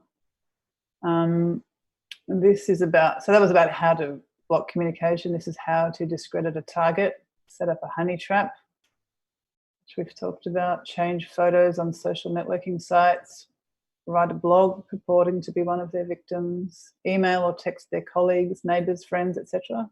Exactly what you've been talking about, people involved with Unity4J being emailed and texted and contacted. Honey trap, they describe it as a great option. Very successful when it works. Get someone to go somewhere on the internet or a physical location to be met by a friendly face. So it's luring someone into a fake intimate relationship. JTRIG has ability to shape the environment on occasions. I'm not 100% sure what they mean by that, but the document we'll go through does talk about liaising with on-the-ground law enforcement and other intelligence agencies and so on. So perhaps that's what they're talking about. photo and I'll just shed a little bit of light on that if I can. Shaping the environment. In the Snowden files, and actually I think Snowden talks about this in his book too, I read in one of the excerpts. In the Snowden files, there are multiple files where the analysts express that they need to be able to have the same digital experience as the target. And by that means as if they're using the target's computers, that they read what the target reads, see what the target sees, that they have the same real-time experience when they monitor a target. So previously they had an analyst desktop in their own analyst environment and then access to pieces of the target environment. But what they wanted to do is to recreate the target environment so they could experience it as if they were the target. Once they can do that, then they can begin to seed things into that environment and to influence what the target sees. So what comes up on the target's timeline is actually planted by the agents, what articles they're sent to read, what information they're sent to consume. And that is what I see as the shaping of the environment. And then you pair that with the human intelligence aspect where they're actively communicating with the target. They're trying to recreate, experience, and then manipulate the digital environment of the target. In all of the ways we've been talking about.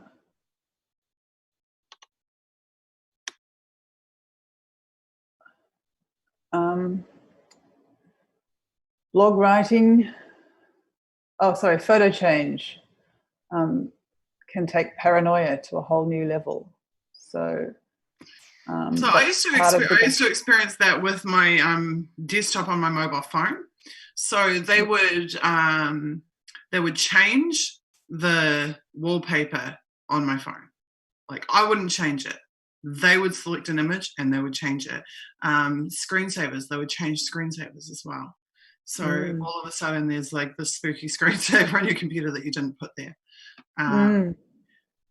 They also would swap the order of the photos on my phone. And they would insert photo files onto my phone that were not there, that I hadn't put there. Images that were unfamiliar to me would appear in my folders. And so it looks like part of the aim of that is simply to make you feel paranoid and probably look and sound paranoid, which is so what? Nasty. Literally, so you're like, what the hell is going on? What the hell is this? And then exactly, how do you explain it to people? I've got a screensaver that I didn't put on my computer. Okay. What's someone going to say to that? Yeah. What would you say to someone who claims that they've got a different screensaver? Well, you probably changed it yourself. It sounds crazy, even just to. And again, I mean, what are you going to do? You're going to go to the police and say someone changed my screensaver? That's right. Yeah. So, which is, I guess, something to bear in mind, that part of it is simply designed to make activists feel paranoid, and just don't let them. Blog writing has worked for a number of different ops. They're giving some examples. So they're talking about writing a blog purporting to be a victim. So don't assume that blogs are necessarily the real thing. Email, text, infiltration work helps JTRIG acquire credibility with online groups, etc. So I assume that's forming relationships with respective members of groups. Do you think, Susie?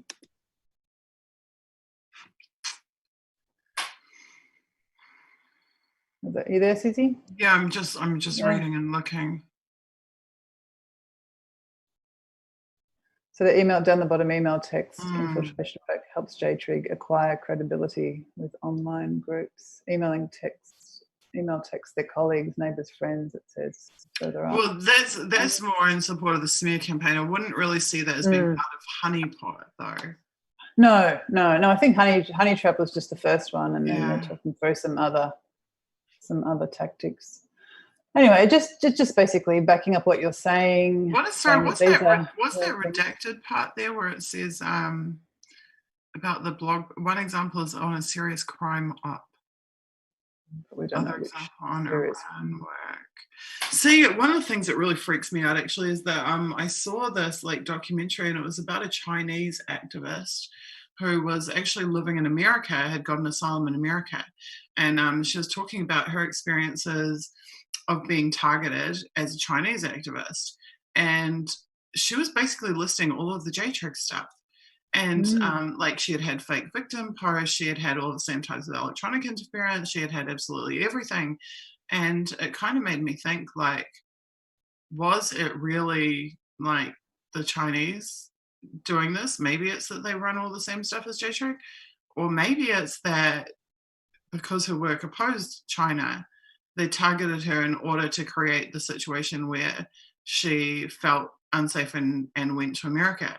And the reason it makes me wonder is because there's a situation in New Zealand where a New Zealand professor, it's a very well-known case in New Zealand now, this woman had written an academic paper about ties between politicians in the New Zealand government and the Chinese government, and Chinese influence in New Zealand politics. And her car started getting tampered with, like in dangerous ways that could actually kill her. She had the whole suite, of stuff happen to her: the home invasions, the theft of computers and devices, the electronic infiltration, the psyops. I think I told you about her. They were like taking business cards from her office and like scattering them around her property and her business cards and things like this. And she became convinced that it was the Chinese that were doing this to her because the Chinese were upset about her academic paper. But when I read her academic paper, the politicians that she was tying to the Chinese were the same set of like literally John Key and a whole bunch of people connected to him, and the ex-Minister of Justice Stuart Collins and a bunch of people connected to her. And she said that she let slip that she had approached the New Zealand Security Intelligence Services with her research because she thought it would be of interest to them, and she didn't understand why they never got back to her. And then she started getting all of this targeting happening, and it seems very much to me that she wasn't being targeted by the Chinese in New Zealand. She was being targeted by the New Zealand security. Sorry. That's all right. She was being targeted by the New Zealand security agencies in New Zealand. And she wasn't being targeted because of the Chinese end of her academic work. She was being targeted because she had been exposing New Zealand politicians in her academic work, which makes me think that quite often targets get in a situation where they're led to believe, I think it comes back to this whole, like I've said all along, they're obsessed with creating cover. They're obsessed with their activities not leading back to them. So I think that quite often you get a situation where they lead you to believe that the people targeting you are someone other than who is actually targeting you. Interesting. It makes sense. I mean, that goes back possibly a bit to that slide of the insect posing as a flower, that camouflage and disguise and so on. Yeah, disguising themselves. Or like that CIA ability to look as though they're, say, a Russian hacker rather than a, Yeah, like I said with Occupy Open, when the Occupy Open Twitter account got hacked, they filled it with Cyrillic from top to bottom as if it was a Russian hacker, when it clearly wasn't. So this slide relates to, we were talking about this a little bit before when you were talking about sending you Nazi rhetoric to post to discredit the movement. Dressing it up as socialist rhetoric. So that's got this parallel with discrediting a company. I guess that's more discrediting a movement, but they're talking about leaking confidential information to companies or the press via blogs, etc. So this happened in 2014 Internet Party campaign. There was a constant stream of leaks of internal Internet Party documents to the mainstream press, and it was always suggested that it was someone inside Internet Party that was perpetrating the leaks, which then made people distrust each other or speculate about who it was that was doing the leaking. In 2017, our tech manager, Joe Booth, discovered that there was a backdoor in the Internet Party email server that was carbon copying the entire mail server and even people's individual emails with each other to a security company in Wellington. Wow. So that's where espionage activities are laundered into the press and falsely attributed as being as sourcing to the target and not to the people targeting them. Yes, yeah. So that feeds into that pulling a group apart as well, doesn't it? By creating mistrust and posting negative information on appropriate forums. Kiwi Blog would take like one aspect of, well, Kiwi Blog is a huge New Zealand right-wing blog site, massive.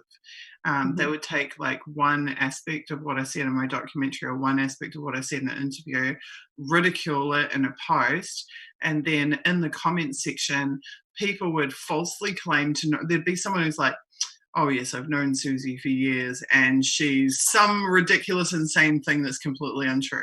So like, this is someone claiming to know me that doesn't know me at all. And then they're using the pretext of having some in real life relationship with me in order to post false things. One of the comments on there that got left up, which drove me nuts, is they said, oh yes, Susie's a member of the Bay of Plenty, a Church of Scientology, and for years she's been involved with the Church of Scientology and blah blah, and this whole like complex story about how I'm a Scientologist. I've never been to a Church of Scientology in my life, let alone the church that they're claiming that I'm this key member of and whatever else. But it was just blatantly planted so that anybody would read the post ridiculing me by Kiwi Blog, look in the comments section and go, oh yeah, she's a batshit crazy Scientologist, whatever, and here's this guy who knows her who says that she's nuts. And it's unbelievably damaging. But this is the type of thing that they would do, and it's virtually impossible to combat. Like in the case of Kiwi Blog, even now that I've been publicly validated by the revelations that have come out, they still don't take that stuff down. It all still exists on the internet to this day. Really? Wow. Yeah. In one of the documents, they even talk about fake book chapters as well as fake articles. So this is another really strange thing that I had happen, actually. And you can go and look it up for yourself. So, like, in New Zealand, I, like, web searched my own name. And, like, I swear to God, these people didn't exist. But as I became an activist and as my work became, certainly as WikiLeaks started circulating my work, you go and look up Susie Dawson and all of a sudden there's like some porn star called Susie Dawson, and then you go and look at like susiedawson.com and now it's some like crazy like astrological life coach, whatever the hell, and then you go and look and there's like Amazon results or something for like this author Susie Dawson who writes these books, and you go and read the books and it's all like soft porn like stuff. It's just like all of a sudden all of these Susie Dawsons manifest out of like nowhere, and they're all like just conveniently. It's really strange. It's honestly really strange. Well, I hadn't thought of that actually. Fake book chapters with the target as the author. I thought of fake book chapters and articles smearing the target or pretending to be a victim of the target or whatever, or just negative information about the target. No. That would be another way. It's quite literally fake content that can be attributed to you. Or the people, because the thing is, people will Google your name and they'll go, Susie Dawson activist, Susie Dawson porn star, and particularly in my case where I wasn't putting myself on video, there weren't photos of me in circulation, but my name was could be found. That they just assume that it's the same Susie Dawson, which is convenient for a smear campaign. Yes. So stop deals, ruin business relationships. I guess we've talked about that kind of thing happening to activists and activist communities. So use of open source info and or releasable signals intelligence items, attempts to inform the public where necessary,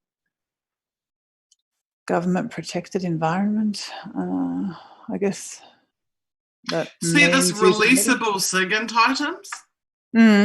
Releasable SIGINT items is a euphemism. What they're talking about is data that they have obtained by illegally or immorally, whatever, by hacking your devices all your communications, reviewing them and seeing, can we utilize this in some way? Can we take this information? And where they'll do it is where they have some other thing that they can make you think might have been how that information got out. Like the example I gave with Internet Party. So with Internet Party, the cover story was that some disaffected person at Internet Party was leaking these communications. In reality, it was espionage being perpetrated by a private security company, probably on the behalf of a government agency. So that's where they are searching the spy materials that they've obtained on Internet Party, deciding what is in their benefit to release, and then releasing it under the cover of false attribution. Right. Yeah. And attempts to inform the public. Do you think that means using the media? Government protected environment. I'm trying to work out what government protected environment means. I mean, perhaps this isn't all, obviously this is being used overseas as well. They talk about Iran and, Taliban. And so perhaps they're talking about environments protected by other governments that are harder to penetrate, perhaps. I'm not sure, I'm just guessing. I'm not sure about that one. I don't really want to speculate. Stop and divert the flow of funding. I mean, this is just absolutely introduce panic. Anyway, I think they're the only slides I wanted to go through.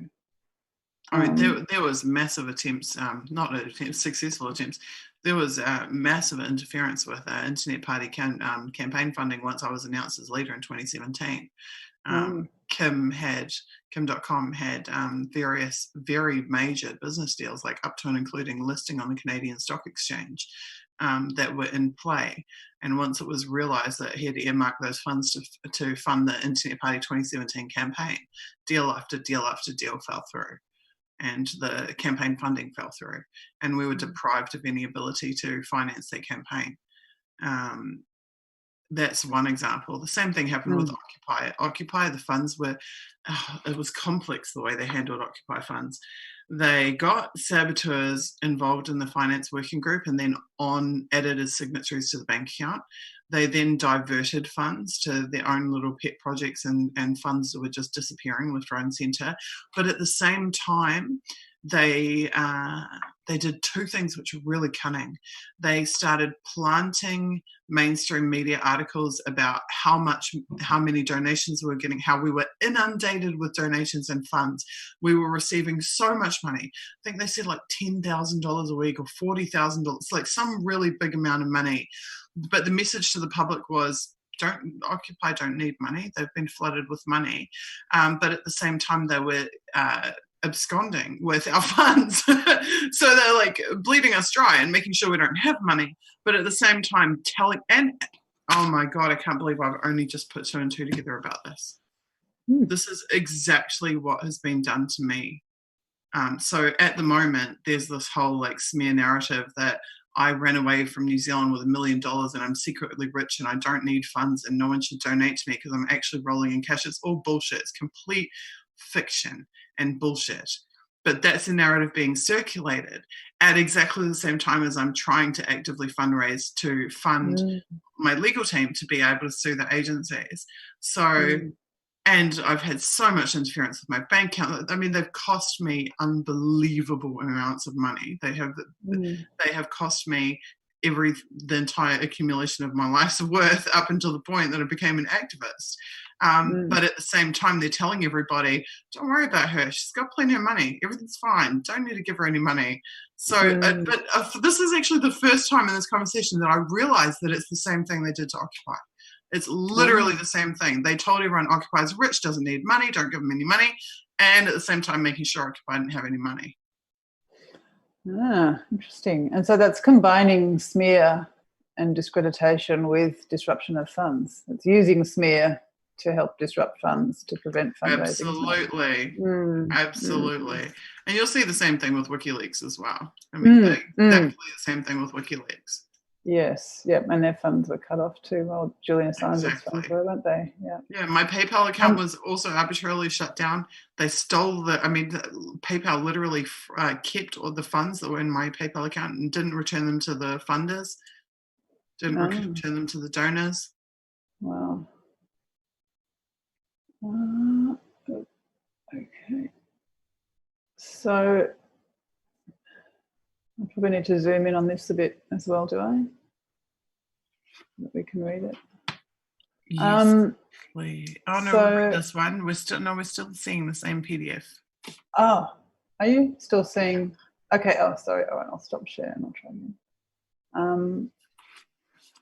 Let me.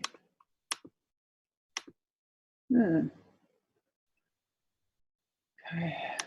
Sorry, just bear with me. Are you seeing a different document now? Yes. Okay, good. So,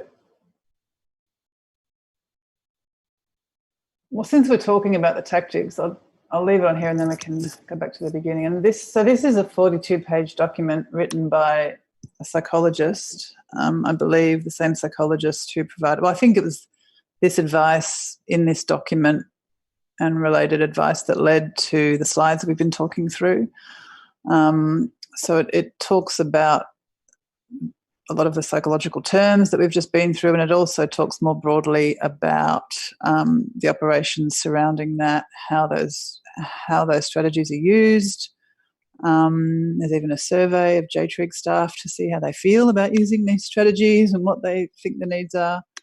So we won't go through it all, but I've sort of highlighted a few bits that are important and just to underline the fact that, well, they really corroborate what you've been talking about, Susie. Basically, it's kind of here in black and white in writing.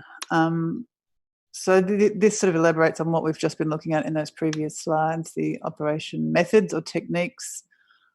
All of JTRIG's operations are conducted using cyber technology. Staff described a range of methods and techniques that have been used to date for conducting effects operations. So I guess the effects operations are what they do online, and this psychologist is trying to give them greater sort of psychological nous in terms of how they do these things. So uploading YouTube videos containing persuasive communications, and all of these things are to discredit, promote distrust, dissuade, deter, delay, or disrupt. And you've been talking about a lot of the different ways that discreditation and disruption and delaying and disrupting and deterring has happened in real life. Setting up Facebook groups, forums, blogs, and Twitter accounts that encourage and monitor discussion on a topic.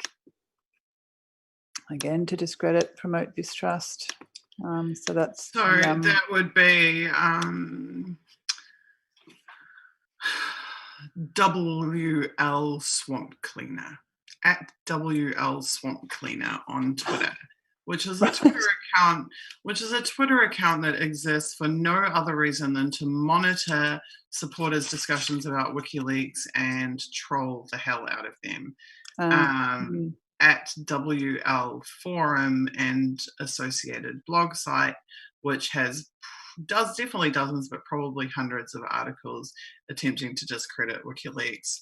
And it ties back to what I said actually last week when I said it's one thing if you don't like someone or you don't like an organization to say once or twice that you don't like them, or to write one blog post or one critical tweet about it.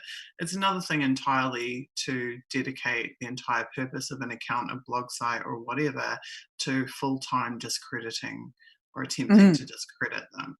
That is unreasonable, unjustifiable behavior. Absolutely. For any other reason than existing to perpetuate this type of stuff.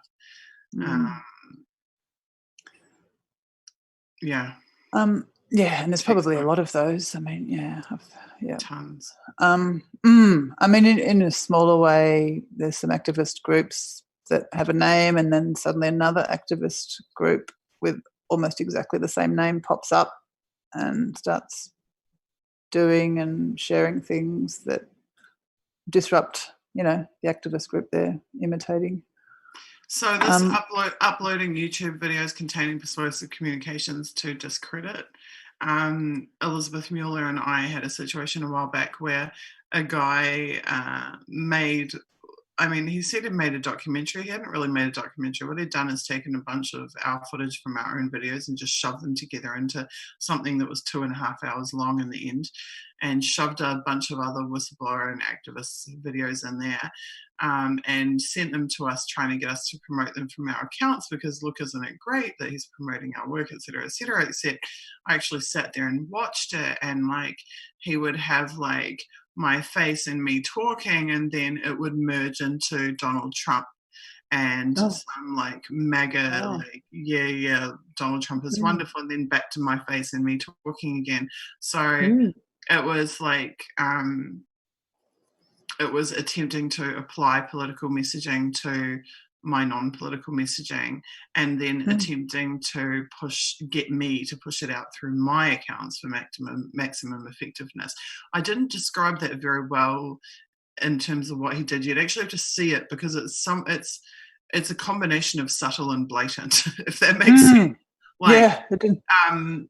It was done in quite a subtle way, but once you caught on to what the problem was, it was very, very blatant. And the motive was very blatant. The method was subtle. That's what I'm trying to say. Yeah, and in one of the other slides they talked about using multiple sensors. So I guess YouTube videos use sound and vision, and they're better at eliciting emotion than just text often. So I imagine that could be quite effective.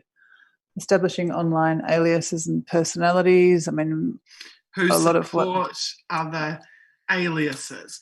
And this is exactly what you see.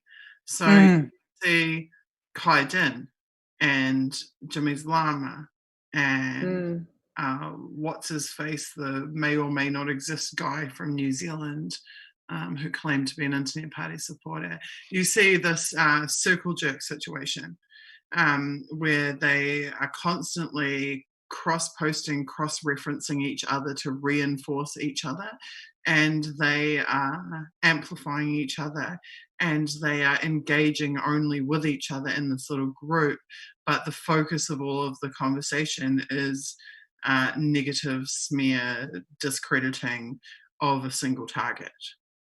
And as someone looking on, it's always really hard to know what's real, what's not, who's a real person, who's not. And I don't even try to know or understand that, but I just think about, does this help the cause or does it not help the cause? And if it doesn't help the cause, I step right back from it. Yeah, exactly. The proof is in the pudding, right? Yeah, and even if it's genuine sort of, people slinging mud, well, that just doesn't help, it's not advancing the larger sort of activism community towards the larger goal, which is, what matters. So their goal is to, before I said, when there's any drama, that they latch onto it, right? They latch onto it with fervor.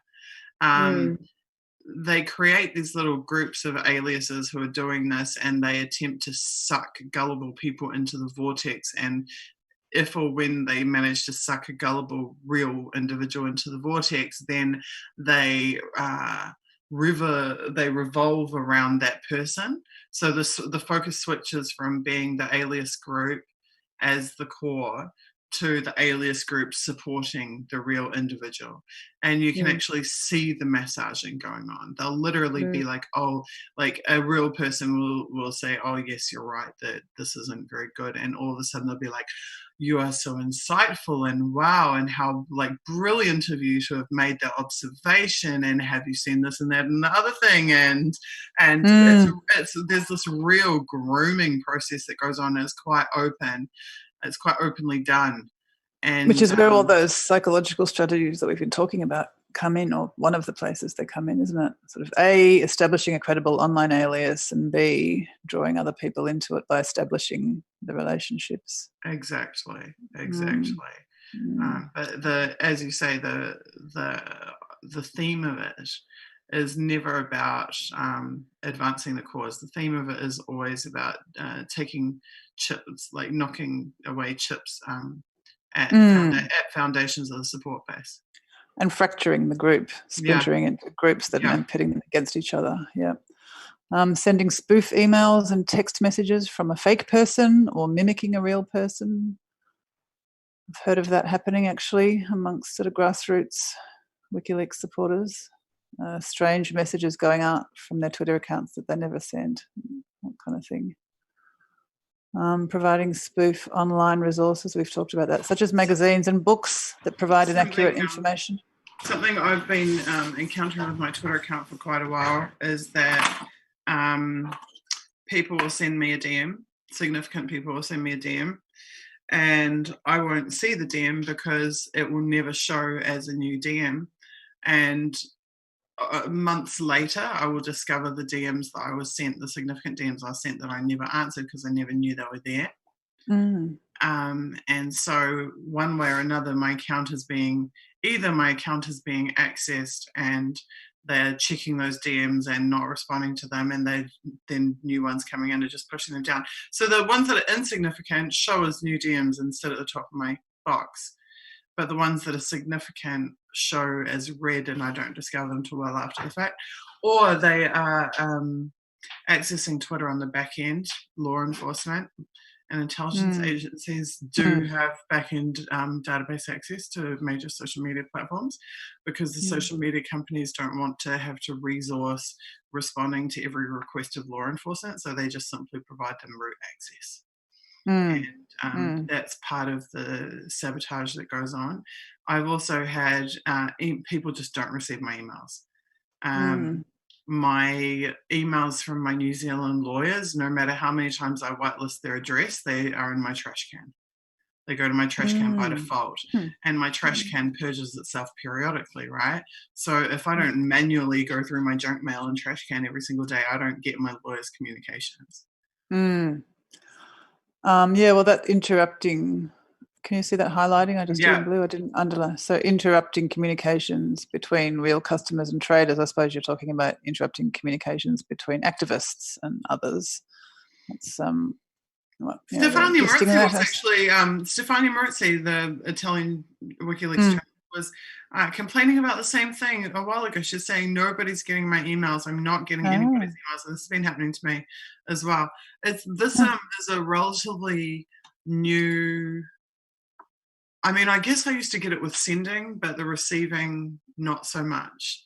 Not, but it's very difficult to track. I mean, in my documentary, I talked about this, and I said the difficulty with this is that if you never know that the messages you send have been received, and if you never know if you've received the messages that have been sent to you, it has a material impact on your relationships because people think you're ignoring them or stonewalling them and not responding to them, that you had no such intention of doing so, and vice versa. If I'm emailing someone and I'm not getting a response from them, then I'm assuming they don't want to hear from me. I'm assuming they don't want to work with me.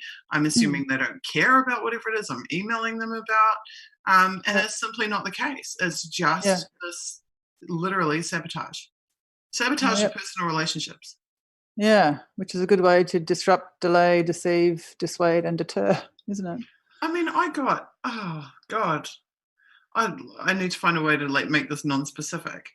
I invited a very significant person to do something that directly, materially in support of Julian this year, a key position in a key endeavour, and they never got back to me.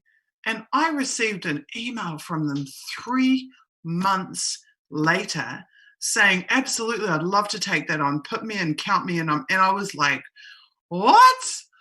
3 months after the fact, by which point we'd long since given up hope of them actually doing it. I mean, this is the thing, we live in a day and age now where if you don't maintain multiple forms of communication with every single person, you don't have a hope of being able to manage the relationship. That's what it comes down to. Well, that's a good tip for getting around these tactics. So providing online access to uncensored material. I'm not exactly sure what they're talking about. Setting up instant messages to specific individuals, giving them instructions for accessing uncensored websites. I'm not sure, but I guess it's, I don't know what the uncensored material is, but setting up spoof trade sites or sellers that may take a customer's money and or send customers degraded or spoof products, which is a parallel with what we've talked about. Elizabeth Mueller would be all over this one. Yeah, I had this happen in New Zealand. I listed things on Trade, and Elizabeth had this happen in parallel in the USA, though we didn't even know each other at the time. In New Zealand, I listed things for sale on Trade Me, and instantly they'd be purchased, and then the purchaser would give me absolutely hell on earth, would show up at my house, would be openly abusive, horrible, claiming I'd ripped them off,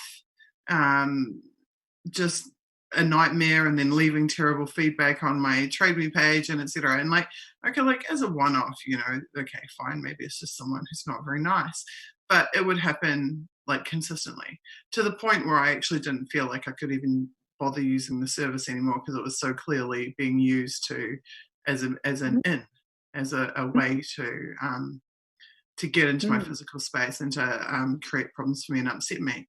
Unbeknownst to me, at the same time, Elizabeth was having the same thing happen with eBay. She would order goods, they would be defective every time. She would have to be going through the returns process every time. She would have people purchase things from her and show up at her house and be abusive and make problems for her and leave negative feedback. Same thing. So these are the types of things that people don't understand about what it means to be a target. To be a target, the most basic functions of living that everybody takes for granted, the use of the most basic services, becomes a liability to you, becomes an emotional and financial liability to you, because your employment of those services or your engagement with them it presents an opportunity for harm to be done to you.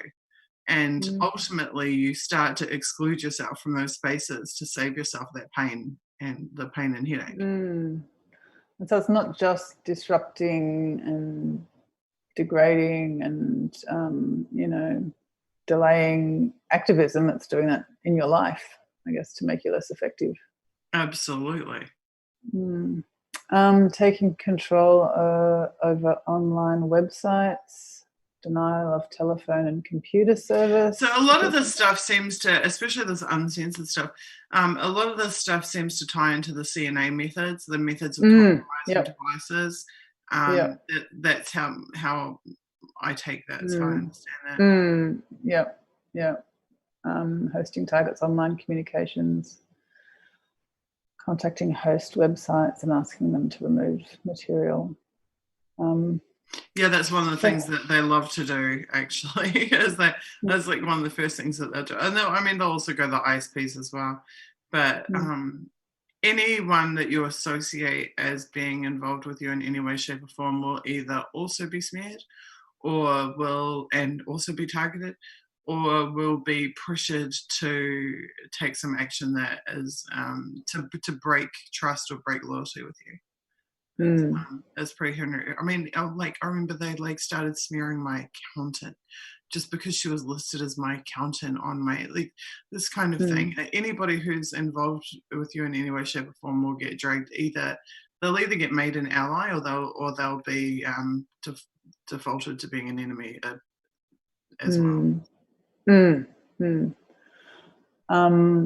it would all interact with those psychological tactics. Like, for instance, the spoof online resources, one of them talks about in persuasion research the power of authority, and, the authority principle is that people will believe and say yes to and go along with those they perceive as credible, knowledgeable experts. So if you provide spoof online resources by a credible, knowledgeable expert or source, or what seems to be, people will find it believable, just kind of on face value. So I'll go back up to the top of this document. So this was March 2011, goes along with the JTRIG effects and online operations. It's very long. We just highlighted some of the main stuff that just reinforces what we've already talked about, but it's kind of here in black and white. That this paragraph summarises what we've just been through, so I won't go through that. So if we just scroll up at the beginning, I think that's actually really key, where it says JTRIG provides most of GCHQ's cyber effects and online human capability. That means that JTRIG is not like some like minor component of the GCHQ. That means that JTRIG extends across their targeting enterprise. And it also ties into what we just learned before, which was that they wanted 150 JTRIG specialists, but they wanted to train all 500 analysts in it. Yeah, and says that it lies at the leading edge of cyber influence practice and expertise. So that ties into what you were saying, that you would expect that if it's at the leading edge, you would expect that to be influencing other intelligence agencies and departments, I guess. Would you agree? What I've seen is that the methods of the core players in what's known as the global network are replicated.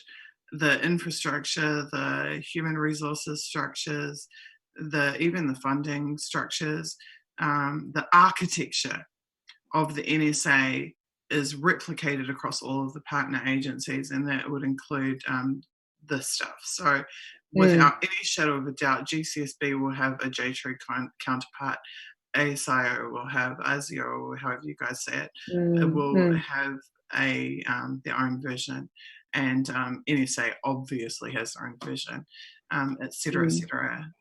They seem to create all these intelligence, they're homogenized, like they end up being little replicas of each other around the world. They have the same, they're right down to the same training. And that's one of the things that you see actually always in the Snowden files. The Snowden files are forever containing training notices, like training in this, that, or the other, and it will show the list of people being trained, and it will be like a whole slew of partner agencies from all around the world are attending these online training. These online training sessions are open to multiple agencies. So I can guarantee you that JTRIG will be doing the same thing. They'll be holding these open day training sessions and inviting their counterparts. The counterparts is the word they always use, right? Counterparts around the globe. Makes sense, I guess, if they're at the leading edge.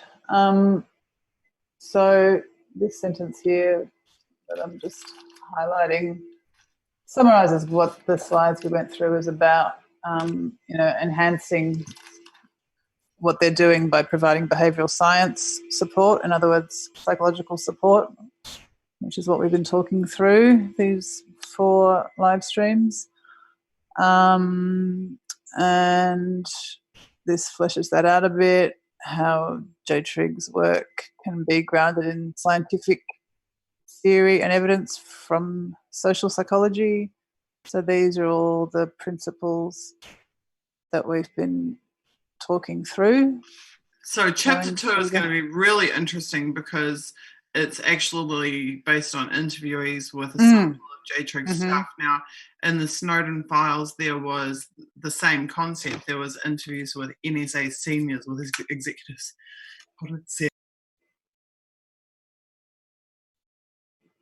You there, Susie? I was just sneezing. I just muted myself because I was sneezing. Sorry.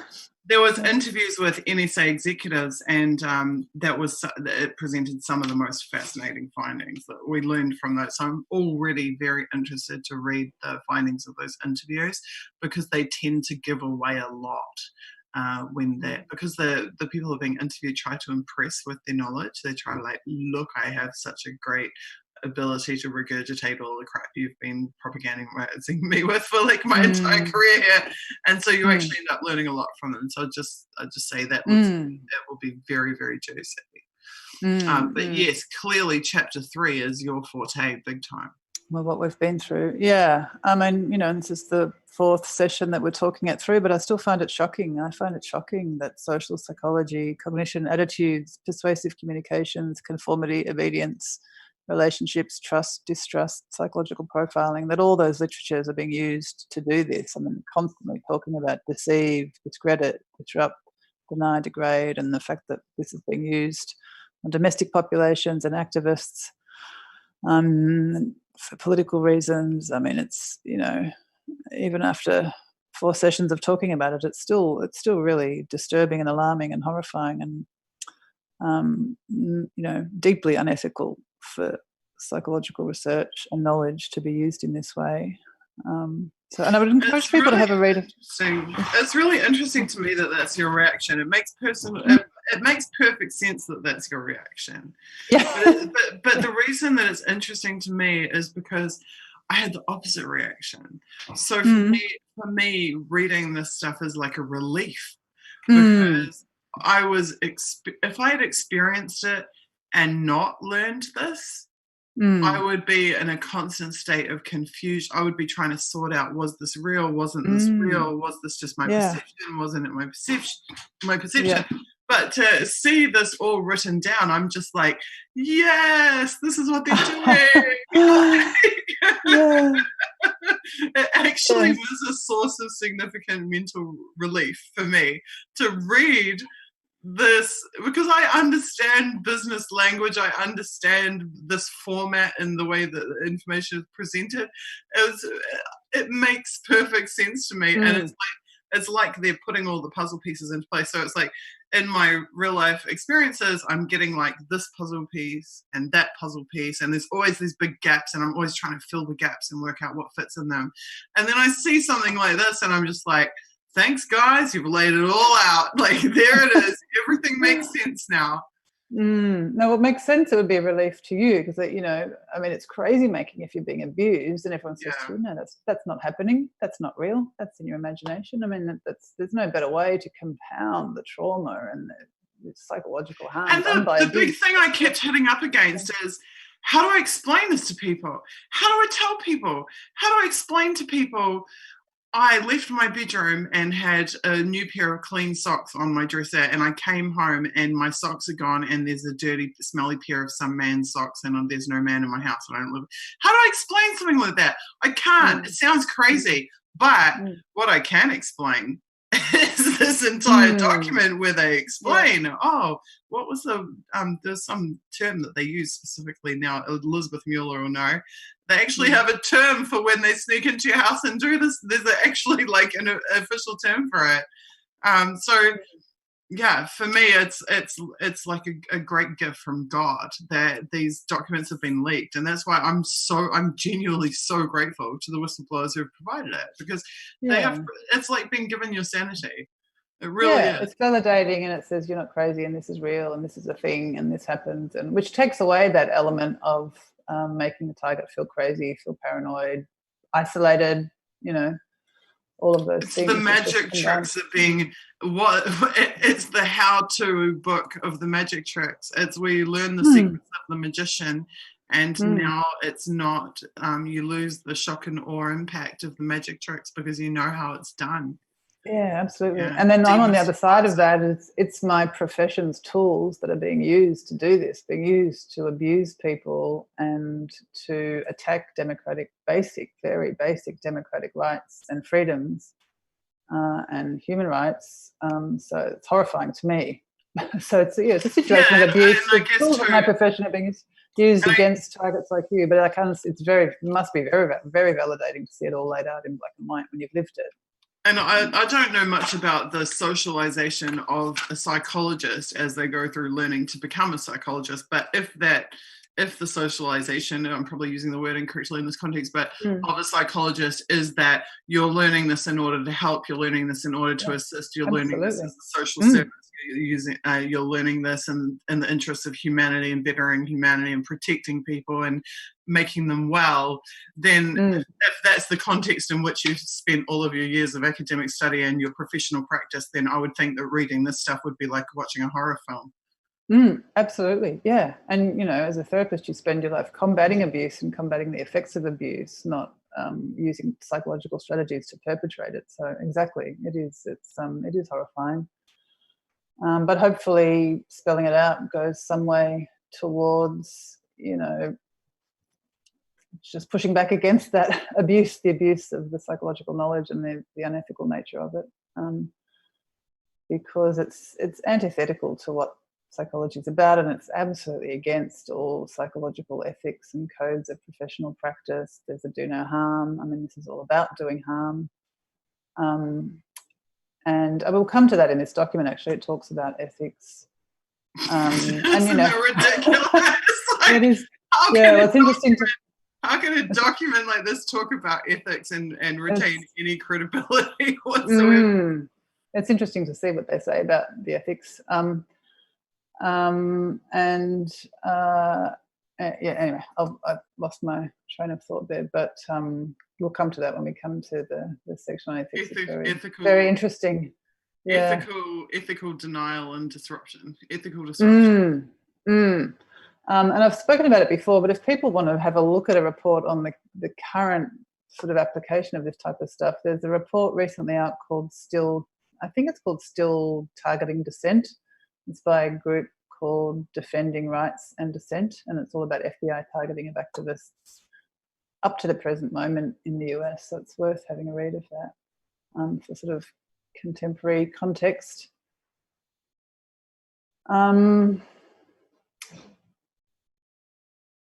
So, I mean, if we go through all of this, we'll be here forever, but recommendation, JTRIG should train its staff to understand and appropriately apply specific behavioural techniques, which is what we've been talking through. Chapter 4 paragraph is that whole paragraph can be simplified by just saying Chapter 4 is about how to cover our asses. Right. Yeah. How they can be enhanced by improving the current... Oh, I lost it. Sorry. Enhanced by improving the current process of assessing the risks associated with conducting operations and the measurement of operations. So yet again, they are obsessed with risk management and getting caught. And the reason they're obsessed with getting caught is because it does two things. One, it shows them up for who they are and what they're actually doing. And two, it means there's a risk that people might be able to get some redress. Sorry to interrupt you there. But no worries. Yeah, no, that's important. Yeah, that was what's happened. Okay. Can you see that? Yeah. So I see recommendation 3, but what was 1 and 2? Executive summary. Okay. So we just talked through recommendation 1. I mean, I didn't go through 2 just because. I see. Right. Okay. Sorry. Developing a research program. Developing more knowledge after this. Sure. Oh God, sorry, it just keeps. Okay. Recommendation 3. Why did I underline this? So DSTL is Defence Science, I think, Technology Laboratory, and it's a department. It's the department that the psychologists who put this together work for, and it's part of the Ministry of Defence, I believe, and it's about using behavioural science to sort of help the Ministry of Defence do its work. So I think the reason I highlighted this, it's very relevant to things like Cambridge Analytica and that behavioural micro-targeting and target audience analysis. It's become so advanced since these documents were put together, so that they're saying DSTL ought to develop a program of work that assesses the feasibility of compiling psychological profiles based on information available about the individual on the internet, so that those conducting online human intelligence operations can compile and exploit such profiles, which is, we've talked about that, and in these slides I talk about the ocean model of personality. And SCL, the parent company for Cambridge Analytica, which worked for the Trump campaign and Brexit, did this in a very advanced way using AI basically to run constant experimentation, by sort of guessing people's personality profiles and various aspects of their psychological makeup based on their online presence, their digital footprint, and trialing different political messages and working out which ones they clicked on, and then refining it, working out who was more persuadable and just targeting those persuadable. So in 2011, it looks like that wasn't that advanced, and now here we are in 2019, and it's extremely advanced. 2016 was basically a mass online experiment in recommendation 3, and it's interesting because SCL has done quite a few contracts for the British government, which DSTL obviously works for. So it just speaks to that sort of sharing that you're talking about and how far along we are now from where things were when these slides were put together. So page 4, I think, is just contents. Page 5. This just talks about who they're targeting. I don't think it's really worth going through that. It's overseas and at home. There's a rest of the world group, a counter-terrorism group, etc. Support to military operations. So very broad range of targets, including domestic extremism. So which relates back to that the FBI targeting in the US that I've talked about, and we talked about this in earlier episodes, earlier live streams, about converging sort of lines of evidence that this is used against activists, especially post 9/11, not just to target crime and violent terrorism overseas and so on. So their aim is to do things in cyberspace to make something happen. They work with intelligence production teams and collaborate with other agencies, including agencies on the ground. So SIS, as I understand it, is MI6, which is the Foreign UK Intelligence Service, Ministry of Defence Technical Information Operations. I'm just grabbing more water. Sorry, I'm melting in here from the meeting. Central meeting is driving me crazy. I'll be right back. Okay. The UK Borders, so Immigration Services, the Metropolitan Police, National Public Order and Intelligence Unit, also works, so the SMO team, SMO is defined higher up, and I can't remember what it means, but it'll come to me, works with 15 PSYOPs teams, the UK military, special forces in theatre. And they're saying that the nature of the collaboration can vary from teams being tasked to perform an effects operation or provide intelligence to them, enabling intelligence agencies to make face-to-face contact with a potential source of human intelligence or supporting military operations. So, that gets back to the fact that a lot of what Susie's been talking about is on the ground and face-to-face. And to me, this paragraph says that, well, JTRIG, although it's focused on online operations and cyber influence, it also collaborates with a lot of agencies on the ground and can enable face-to-face actions. Let's see if we can define SMO. Support to military operations. Yeah.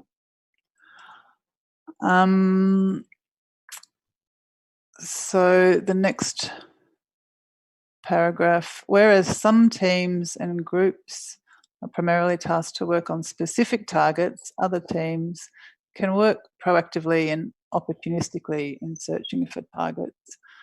So that sounds like there's a degree of flexibility and things can kind of happen on the fly as needed.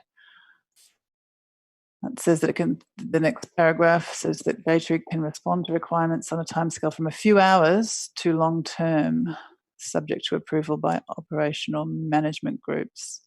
So Susie was saying before, in an earlier live stream, she was saying that often it can take a long time because things need to be approved. But it looks like they're also trying to be able to act quickly where they need to.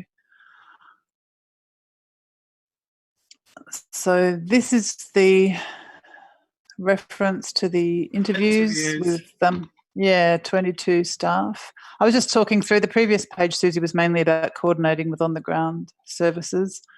And they were saying that they can respond to threats within a few hours. They try to be able to be quick and responsive and opportunistic at times, so that not everything has to be planned and kind of a long-term bureaucratic operation, which I guess makes them more effective. Operations are not limited to commercial working hours. So, yeah, this section goes through the interviews. Are you happy for me to skip through it a little bit, Susie, till we get to... I'd really like to have quite close, if I can just have enough time to read through it. Would be great. Sure.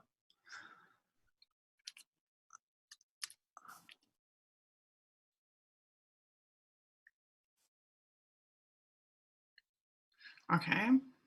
Examples of effects and online targets, goals, methods, techniques, operational planning and management, risk assessment, measures of effectiveness. So that's metrics, risk assessment and metrics.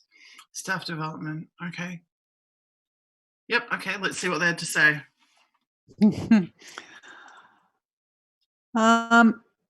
So this part is talking through who their targets are, which I found interesting when I first read it. Operation targets could be specific individuals, which is, we've been talking a lot about that, as in an individual activist or a suspect or a potential suspected criminal, groups, the general population, or whole regimes.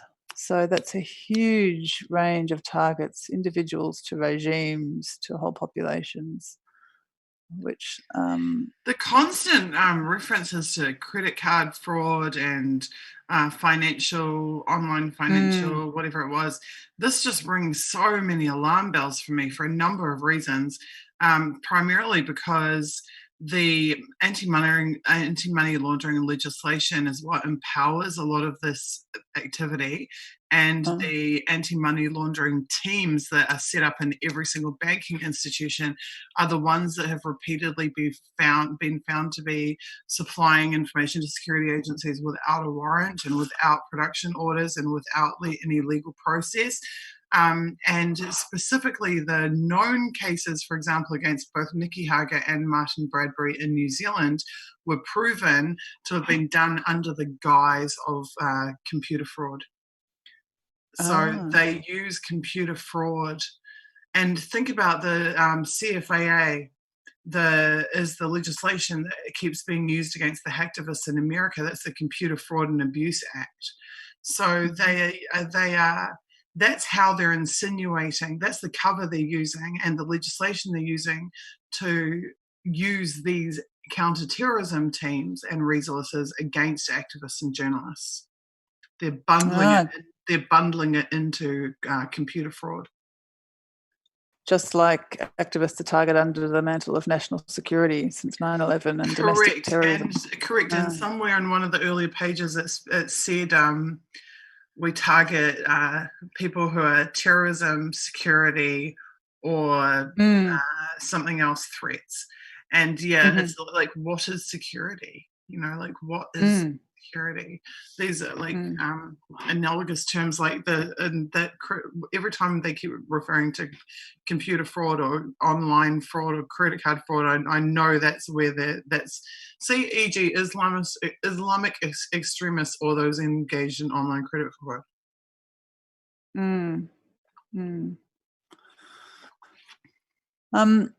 So some examples, I just thought these were interesting. It's highlights that it's, as well as activists, it goes as high up as discrediting a country's leadership. So these kinds of tactics, according to this document, are used to discredit the Iranian leadership. I mean, that, it's very kind of obvious because that's what's done to every leadership of every country that's in the regime change crosshairs. But here it is just spelled out in black and white. And there's these sort of cyber techniques have been used to work towards regime change in Zimbabwe by discrediting their regime, used against Irish Republican dissident groups. You happy for me to keep going, Susie? So this we've been through. These are the specific techniques that we went through in detail before. This, just at the, let me see if I can get to, yeah. So just at the end of this page, it talks about befriending targets. Establishing an online alias personality who has a Facebook page and membership of web forums. The target is then befriended. Yeah, befriended or the target befriends. Alias interactions with the target may be informed by a combination of analysis of SIGINT provided by the IPTs, monitoring of the target's online behaviour and intelligence from SIS on the ground. The goal may be to collect intelligence and or to facilitate SIS, which is MI6 contact. Interactions with the target may be informed by analysis of SIGINT. And that's exactly what I was saying before about they are taking that data that they collect from hacking your devices and spying on you and using it to inform the human intelligence. To befriend you, to sort of use all the psychological tactics we've talked about to build your trust and become your friend. And also, as well as the signals intelligence, the digital footprint stuff. And Elizabeth Muller tweeted out an excerpt from something that talked about assessing from the person's digital footprint. What do they fear? What do they hate? What do they love? All those kinds of things, and talks explicitly about exploiting those motivational and emotional qualities. And apart from sort of assessing people's personalities by their digital footprint, people talk about that stuff openly on social media and in their direct messages and even in their posts. Talk about what they hate, what they fear, what they love, what they desire, etc. What makes them angry, what makes them happy, what makes them sad.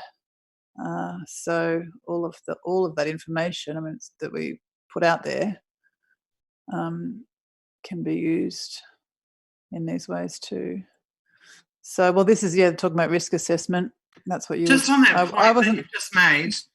In terms of like you asked me earlier, what can activists do to protect themselves from this, or what what are some tricks for them, tips for them? As an activist, one of the things that you should never say, unless you're doing it fully aware of doing so and for your own reasons, you should never say things like, if they do this, then I'm going to do that. And you should never say, I'm really scared that they're going to do this. Because you are creating the outcome when you do that. When you're being targeted by these agencies, if you say things like, I'm really scared that this will happen or that will happen, it's as good as making it happen.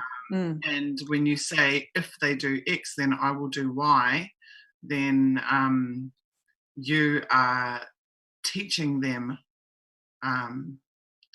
you're teaching them about your reactions and your positioning.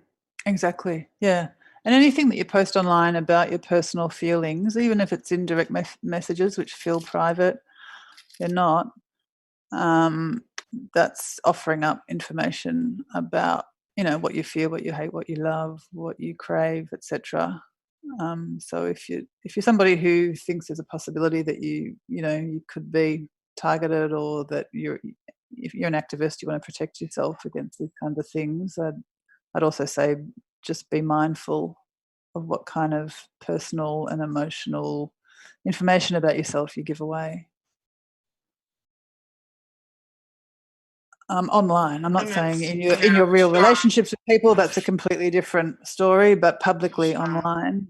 And then this is a really difficult thing to teach, because very few people can get to this level, but you can actually get to the point, it is possible to get to the point where you control what information you give them, and therefore you're creating reactions that actually you want and outcomes that you want.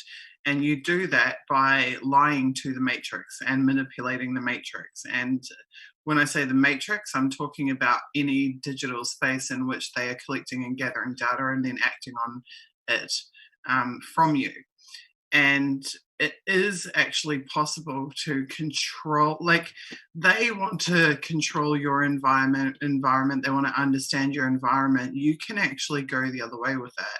You can control what they see and what data they're collecting on you by consciously choosing what that data is going to be.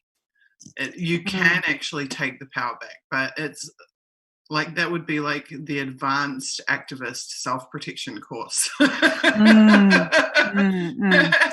Yes. Because you have to, I mean, I always give people like the most basic example, which is like I would call my very savvy long-time activist friends in New Zealand. I'd be like, there's no way that I'm going to be at the pro-Gaza rally on Saturday. I've got XYZ to do. I just can't make it this week. I'm sorry, I won't be there. And they'd know that means that I'm showing up at 9 a.m. on the day. Right? So the thing is, because that's what I mean about it's possible to lie to the matrix. Like, it's not lying to the matrix in any malicious way. It's doing it in a self-protection. Self-protection. Yeah, exactly what I was going to say. Yeah. Do you want to go through this, or are you happy for me to keep going? This is about the risk assessment stuff, which I sort of glossed over, but I mean, you're more sort of, clued into that than I am.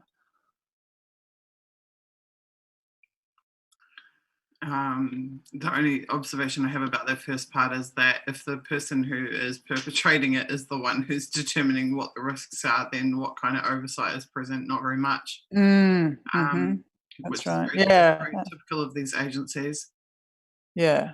And they're not talking about risks to targets or to innocent parties. They're talking about risks to themselves. And look, I mean, they talk about the costs, and what's the very first one? Being discovered. Yeah. The target not trusting them anymore. No longer being able to access the method of communication. Well, I'm wrong. Physical harm to the target is in there. That's reassuring. Well, that's just a joke. I mean, that's just really a joke.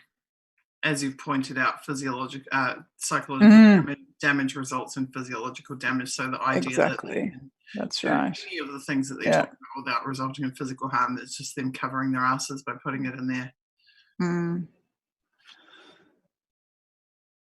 Interesting. The displacement is really, really, really, really interesting to me. They don't want people moving out of the jurisdiction. That's what it says to me. I mean, that they actually cite a material risk as being displacement and the target moving to another site or region.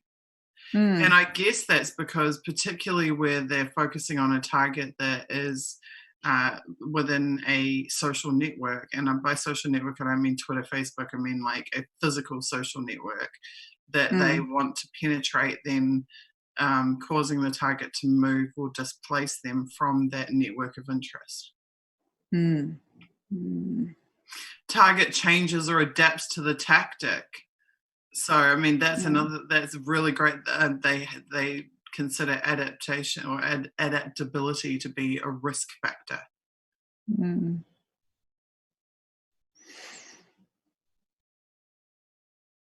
See, I think this is fantastic. This is actually a really important list of bullet points, because this is a list of their fears. This is a list of what they are afraid of.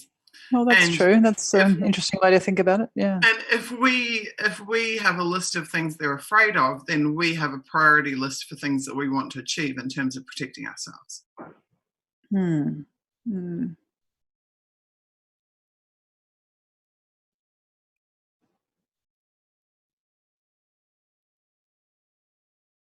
See, unexpected adverse effects is something I see time and time again with these guys. Mm. And it tends to be the undoing of them time and time again. They do all of this planning, all this meticulous planning, and they're so conniving and everything else, but there's always some real world factor that interferes and botches things up for them. Yeah, and at the end of the day, I mean, human beings are unpredictable and life is unpredictable. And there's various things psychology can do. You know, it can psychology is good at averages. All our research is on average. You know, people who are high on this personality trait tend to do X, Y, Z. That's on average, but there's lots of variation around the average. Just like on average, men are taller than women, but there's lots of women who are taller than lots of men, etc. It's kind of the same. And we're good at saying if you do A to B on average, this will be what you'll find. But we're not good at predicting things. Psychology, there's just too many variables. You know, we might be able to sort of almost predict one thing, but you know, just predict the human being acting in amongst a whole lot of other human beings with all sorts of unexpected influences isn't possible. So it's a very, very approximate science. So it's not surprising. There's a lot of unexpected adverse effects. And I love that under being discovered, it's got in brackets, i.e. as a GCHQ operation, because they don't care if they're discovered and they can falsely attribute it to being the Russians or the Chinese or whoever.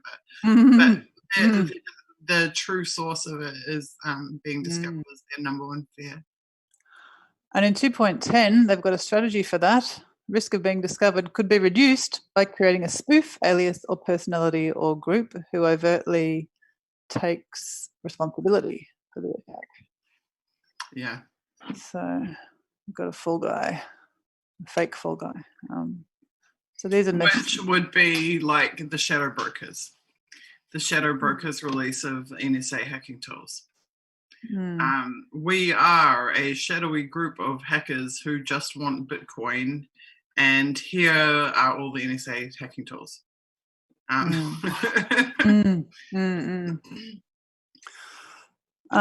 mean, these are just ways they can measure their effectiveness.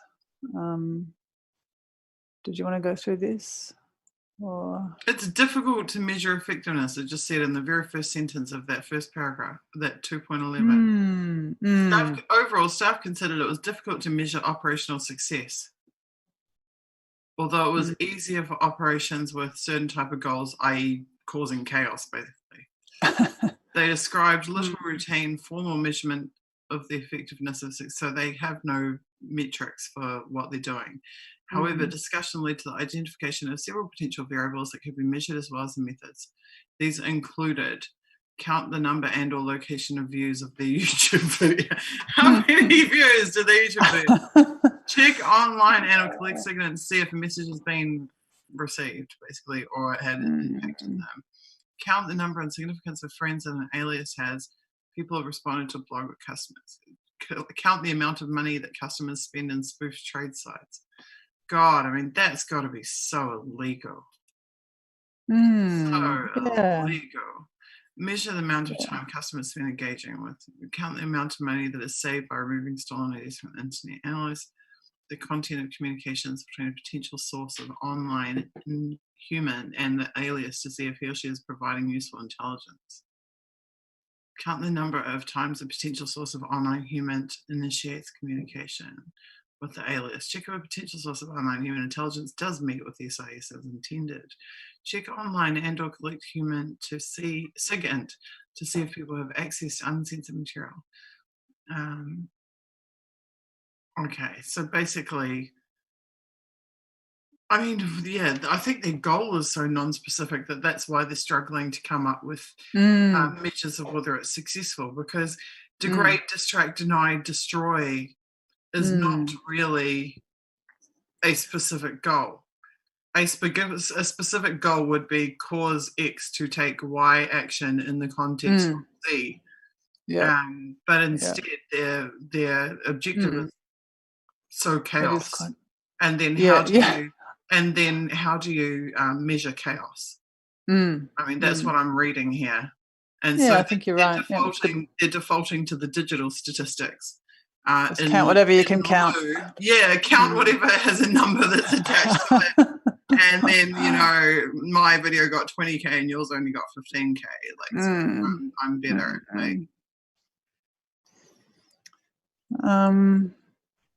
They're saying the measurement of operational success may require support from other areas of GCHQ, e.g. to obtain signals intelligence, as well as external agencies such as MI6. Things that might threaten an operation.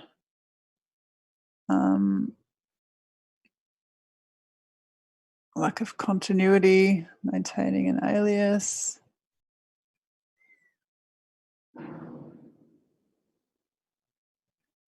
Difficulty communicating in a fashion representative of the socio-cultural demographic. We've got to read this backwards. So staff suggested that these are threats to their operation. Lack of continuity in maintaining the alienness of communicating via an alias. So we're going to turn that around. We're going to say, if we're a target and we're wondering if somebody is real or fake, these are the things that we could look for. You know, lack of photographs or visual images of their online alias, lack of time or staff to maintain their blogs and their aliases, difficulty communicating in social, cultural context or demographic of the alias. Though personally, in my experience, they're really goddamn good at that. They're very good at pretending that they're in Timbuktu. If they want to pretend they're in Timbuktu, they know what the weather is in Timbuktu. They know what the time is in Timbuktu. They know what happened there 3 weeks ago. They know which sports team they support. You know, they're actually very, very good at that kind of stuff in my experience.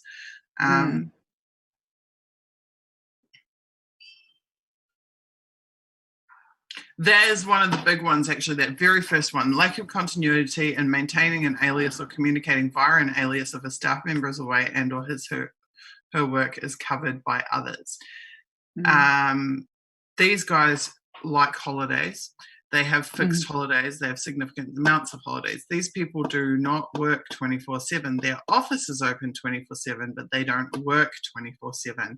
And it is very, very, very, very difficult for them to have another employee step in and attempt to maintain a human intelligence relationship that they themselves have afforded, because it only takes the target referencing one prior conversation or event or making some in-joke reference to some prior thing, that it is impossible for the stand-in employee to understand that reference. You know, like anyone who you have any kind of relationship with, you form common references and like in-jokes kind of based on past experiences with each other that no other person outside that relationship would understand. And that is one of the biggest red flags, is when they are unable to understand those because it's literally not the same person, or when you're referencing a past event and they have to scrabble to try and find out what that past event was, or to understand the reference, or make up some excuse for why they don't understand it. These are the big holes. And one of the consistent holes in the physical human intelligence, like these spy cops and whatnot, and the online intelligence, is that at the end of the day, they're going home to a wife and a family. And that means that they have to have that away time. So they always have to manufacture reasons why, you know, I've got 3 weeks vacation. How the hell do I explain that? Because their aliases are usually constructed in a way that is postured as being close in living, close in lifestyle to the target as possible. But it's impossible for that to be the reality when one is a spy and one is a genuine person. So that's the biggest giveaway in my experience. Stuff. And, you know, made to reduce the first operational success. Records of past communications were taken, although these are time-consuming to read, yeah, I bet, and did not clearly highlight the non-verbal aspects of the online communication, e.g. use of grammar. In one case, a staff member shadowed another before he left in order to facilitate a smooth transition and taking over an alias. That is just sick. Finally, despite a lack of consistent and comprehensive, I mean, you think you're talking to one person, actually you're talking to 2, 3, 4, 5, 6, 7, 8, 9, 10. And finally, despite a lack of consistent and comprehensive approach to measuring operational success, staff recognise the potential usefulness of measuring the success of operations. Across cultures. Yeah, these are the backgrounds of people who do this kind of work. IT, computing, politics, languages, law, maths, chemistry, sociology, journalism, publishing, police, military defence. I'm glad to see they're not psychologists actually performing it. Yeah, they reserve those spots for the torture program. I'm sorry. Many staff have worked in other areas of GCHQ before coming to JTRIG. So they're not green. Therefore, although staff have a range of potentially useful and relevant experiences and backgrounds, there's a gap in their formal knowledge of the human behavioural sciences, which is where all of this psychological input comes in.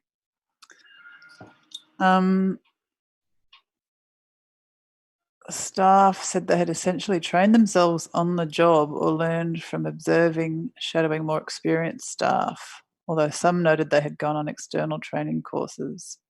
In some cases, staff felt they were sometimes reliant on others and lacked some confidence. So it sounds like until these training materials were put together, people had been winging it and just kind of learning on the job from others without the formal psychological input. So it looks like this training program was the sort of formal entry of the psychology profession and psychological knowledge into all of these strategies and tactics and approaches. So some staff were also concerned about the morality and ethics of their operational work, particularly given the level of deception involved. So that's at least a little heartening that some of them had moral qualms about doing this, which makes me think of what you were saying, Elizabeth. Muller found out that, I don't know if it's GCHQ or JTRIG staff, but that staff doing this kind of work suffer, have problems with PTSD and trauma and an impact of being the deceiver on them. So, which makes sense. I mean, there's a thing called moral injury that is part of the trauma reaction that people experience, for instance, after being in war, and it's engaging in behaviours that sort of run contrary to people's, moral compass. That can be very traumatizing and destabilizing, and you would imagine that would happen to a lot of people doing this type of work. Because they're human beings too. It's a horrible thing to ask people to do. And it looks like not everybody's comfortable with it.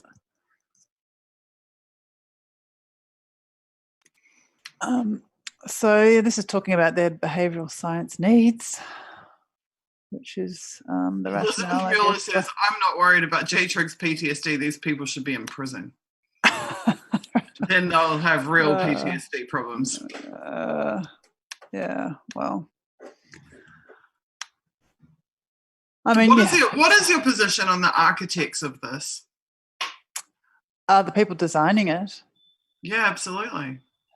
Well, I think a similar process should happen, although not that it really led anywhere. But when it was revealed that psychologists were involved in designing the torture program for the CIA, it took a while, but there was a process by which members lobbied their professional bodies to look into that and to alter codes of ethics to take that into account and prevent it happening again. This is crying out for a similar process, especially if it's clear now that it's being used against people based on their political views. It's not just being used for national security and to keep us safe, which a lot of psychologists probably would, when they first heard about it, probably assumed was the case. But it's crying out for a very serious investigation, as happened with the torture program, and a reckoning with codes of ethics and professional practice for the behavioural sciences, I think. And redress for victims. Acknowledgement. Absolutely, Acknowledgement of redress that's for victims. yes, good point. Very important, because there aren't services for victims of targeting because it's not acknowledged that it's a real thing. We know it's a real thing. This makes it very clear that it's a real thing, and victims need support services just like any other victims. Yeah, that's right. The thing that really strikes me here too when I read these is that there is not one single thing on these lists that won't have been employed against Julian Assange. Yeah, absolutely. Yeah. Yeah. That's right. Yeah, and you can see all these tactics, like I've said before, in campaigns against Jeremy Corbyn as well. And we know that Integrity Initiative, at least their Twitter accounts and journalists who were part of the journalist cells that they interacted with, smeared Jeremy Corbyn and Julian Assange. And there are academics in the UK who've pushed back against the official narrative on Syria in a very factual, evidence-based, very scholarly, very rigorous way, and they're smeared as well, these tactics. You see, evidence of these tactics all over those smear campaigns too. So it's kind of everywhere. So staff needed more information on these various topics. Can I keep going, Susie? You happy to keep moving? Go for it. Yep.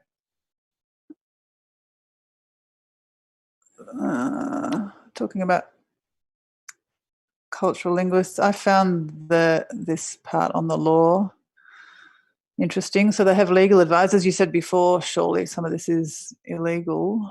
Legal advisors ensure that operations comply with laws, and this may result in operations being revised or blocked. The process involves 1, deciding whether the operation fulfills one of GCHQ's statute functions and whether it's necessary and proportionate. 2, identifying if the operation complies with any applicable UK law, and if it doesn't, then obtaining authorisation from the Secretary of State. So it looks like GCHQ and JTRIG can get dispensation from complying with laws. And 3, identifying if the operation... I just point out one thing there, which is that the torture program also had legal advisors. That's true. And I would say that it's not so much about whether they comply with the law as whether the laws comply with them, and that generally where the laws don't comply with them, they introduce laws that will. We also saw this in the Snowden files, where they discovered that NSA officers were engaging in activities for which no NSA executive directive existed.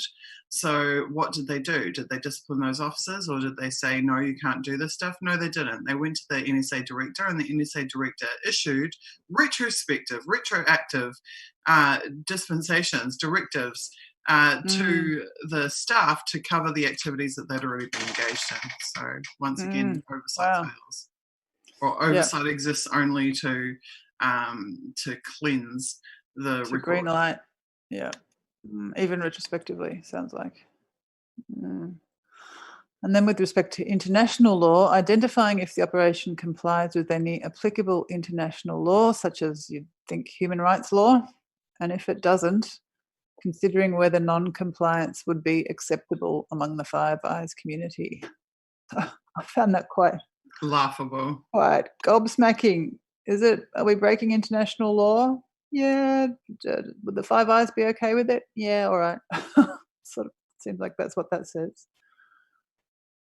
However, it is difficult to apply the principles of necessity and proportionality if operational plans are imprecise and partial. So it sounds like they're saying we can't always worry whether it's necessary and proportionate. In addition, whereas legal compliance is more straightforward, policy compliance is difficult to ascertain, and consideration of ethical compliance is even more difficult.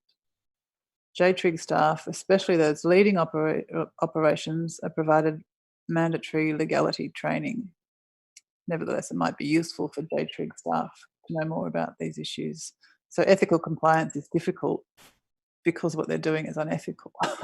So that's, of course, it's difficult.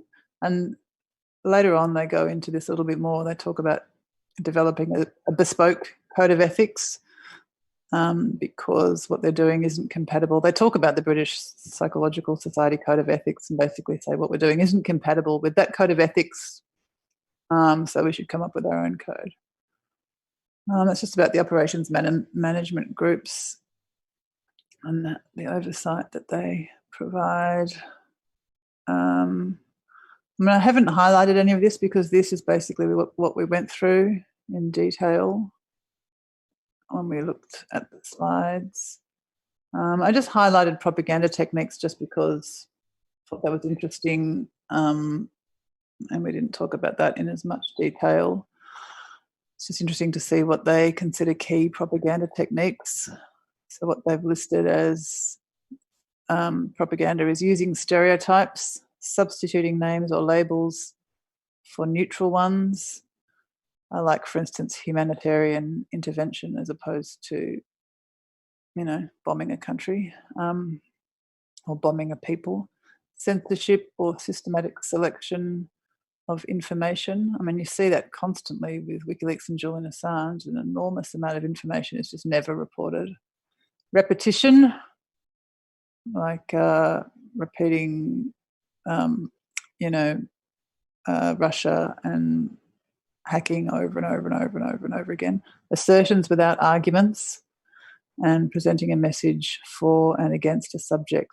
And the other funny thing about that is it just sounds like mainstream news, doesn't it? I mean, that's a really succinct description of...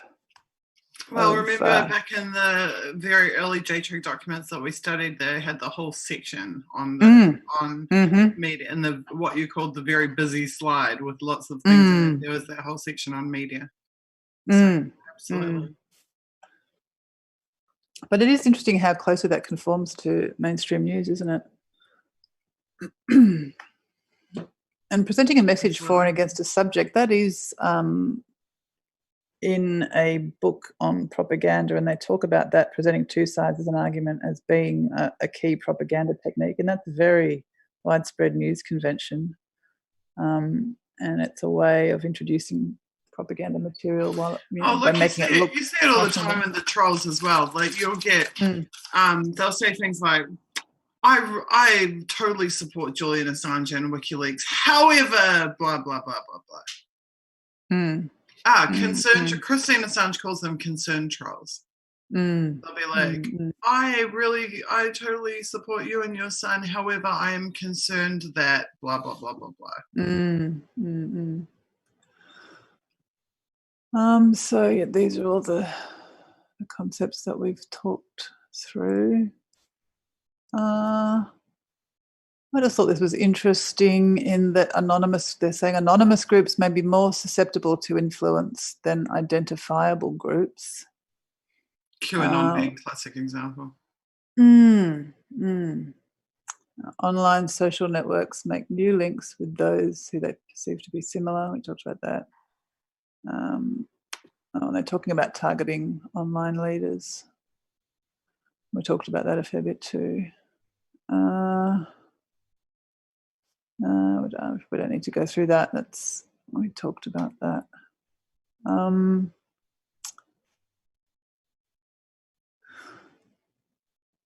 Yeah, this was interesting because this is the only healthy thing, really, psychologically in these slides. They're talking about preventing crime by reducing frustration and stress, avoiding disputes, neutralising peer pressure, discouraging imitation, alerting conscience, assisting compliance. I'm not so sure, but this is talking about combating crime, soft crime prevention techniques, kind of essentially alleviating some of the emotional causes of crime. So I'm not sure if that has any parallel in disrupting activist movements. I can't think of one, but maybe that's just a a purely constructive thing, although, no. Yeah.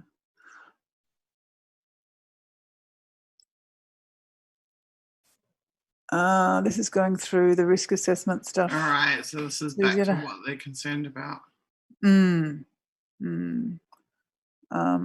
So they're talking about how do they assess that. And back to measuring success. I think here they're talking about less about counting things and more about assessing some more qualitative kind of stuff. Has the target attended to the message? Has the target understood it, accepted it, remembered it, behaved in accordance with it? I guess that's here, rather than assessing their impact on groups and populations and regimes, they're looking at their impact on individuals here. When conducting online human intelligence operations, measures need to be taken to ascertain the following. So I highlighted this because it's another element, I guess, of their psychological strategy in terms of how they're engaging with somebody. They're trying to tailor it to the stage of the relationship with the target, the closeness of the relationship with the target. They would probably be using that social penetration theory that we talked about, and probably looking at things like how much self-disclosure is going on, how deep is that going, how much similarity is being expressed, how much liking, level of trust and distrust the target has in the alias, reliability and validity of intelligence provided by the target, amount of valid and reliable intelligence provided by the target. Has the target provided sufficient information to conduct a psychological profile? I mean, again, it just speaks to the degree of the deception and the degree of the exploitation and how deep it's trying to go. It's, gets back to how unethical and horrifying. And this is also one of the things that that they hate the most and that bothers them the most. And it ties back to what I was saying before about lying to the matrix. They hate being burned by targets. So they hate being told a piece of information that turns out to be inaccurate. And they hate that because it costs them. It costs them resources, it costs them time, it costs them money. And what they want is targets that provide what you see is what you get, information that's reliable, that can be acted on with surety. They don't want and can't stand to take actions based on false information because it makes them look like idiots and it costs them. So that's why one of the most powerful things you can do is feed them bullshit. It also makes it makes you less desirable as a target. I guess you want to be sure you're interacting with an agent, though, don't you? You don't want to be feeding fellow activists who you wrongly think are targeting you. You wouldn't. When I say lie to the matrix, I'm not talking about it in an individual context. To an individual. I'm talking about in a more general. Putting the information out there. Yeah. The matrix is the behemoth network of all of the different programs, it's the data vacuum, right? And so lying to them is very powerful. So here they're going into guidelines, and they're talking about existing guidelines, looks like various codes and so on. I mean, obviously the part relating to the Psychological Society was interesting to me. I mean, they're saying the British Society of Criminology's Code of Ethics says that researchers should ensure the physical, social and psychological well-being of participants, ensure that it's not adversely affected by participation, seek participants' informed consent, secure their data. That's a joke. It's dead opposite of what's going on. It's informed consent means you know exactly what's happening and you give it the go-ahead. This is all about deception, which is opposite of that, of course. This is all about accessing, not securing data. So it's going directly against the British Society of Criminology's Code of Ethics. Similarly, the British Psychological Society lays out the ethical principles of respect, competence, responsibility, and integrity. These embody standards of practice relating to, for example, privacy and confidentiality, informed consent, conflict of interest, maintaining personal boundaries. I mean, tricking people into fake friendships is, obviously the opposite of that. Safeguards for vulnerable populations. This is all about exploiting psychological vulnerabilities and appropriate supervision. Ethical issues pertaining to internet research have also been outlined and include, for example, verifying identity, monitoring the consequences of research, and understanding public versus private space, which is all about violating private space, private cyberspace and psychological space. Typically, ethical approval must be sought before research is conducted. And this is interesting. 4.16. Clearly, not all of the aspects of the above codes will be relevant or applicable to JTRIG's operations. Therefore, JTRIG may need to develop a bespoke code. This whole section just reads like a disclaimer. Yeah, although what they're saying here is we can't comply with those codes, so we'll have to come up with our own code. JTRIG may need to develop a bespoke code. So we need to come up with our own code of ethics, because clearly what we're doing violates those codes of ethics above. Just like, if we're violating international law, well, we won't worry about international law. We'll just worry about what the Five Eyes community approve. So we'll approve this for ourselves. Retrospectively, it looks like, because they're, we're already coming up with the training. So we've got these training materials and they fly in the face of psychological ethics and criminological ethics. So we'll come up with our own ethics code. That's what I think that's saying. Do you think? Well, that would be in line with what NSA was doing as well, which is like, we're doing something that's against our directives. Okay, we'll just write a directive that covers it. Exactly. I think that's what it's saying. Yeah. Okay, what's in the last 16 pages that we really need to see? Is there anything super important here? Because we're at 3 hours, 15 minutes and I'm fading fast. Yeah. We've been through, we're on the reference list now, so that's it. Okay, cool. On that. Okay, so 2 things that I would really like to do now. One, I'd like to ask the viewers if they actually have any questions that they want to particularly ask Lissa or myself. I'm happy to spend the last 15 minutes doing that, because we've had our heads inside these documents so thoroughly for the last few weeks, and we've had so much content and not really enough time to get through it that we haven't done Q&A yet. So if you have questions for clinical psychologist Lissa K. Johnson about any of, especially as pertains to her field and her area of interest, anything relating to these documents that we've been studying, please go ahead and ask in social chats, and hopefully social media team will let me know what those questions are, or you can tag me if you're in the various YouTubes. Or if you have general questions for myself, I'm happy to answer them as well. And Lissa, I wanted to ask you, having spent all this amazing time with me doing this stuff, if you have any final thoughts or final messages, things you really want people to consider or take away or to do. Well, I mean, I've learned a lot doing this. I was blissfully ignorant of these slides and their content and these documents before we started, which is a more pleasant way to be than ignorance is bliss. Yeah, than knowing that all this takes place and happens, and probably has moved on a lot since 2011. And I feel like apologising on behalf of my profession that our tools and knowledge and techniques are being misused in this way. And I have mixed feelings about helping people to understand this. I know that activists need to know and understand, and it's a very critical time for activists. I mean, democratic rights and freedoms are really under threat at the moment. That's increasingly widely recognised, and the persecution of Julian Assange is really right at the heart of that. It's shutting down dissent, opposition, basic democratic rights such as freedom of opinion, freedom of expression,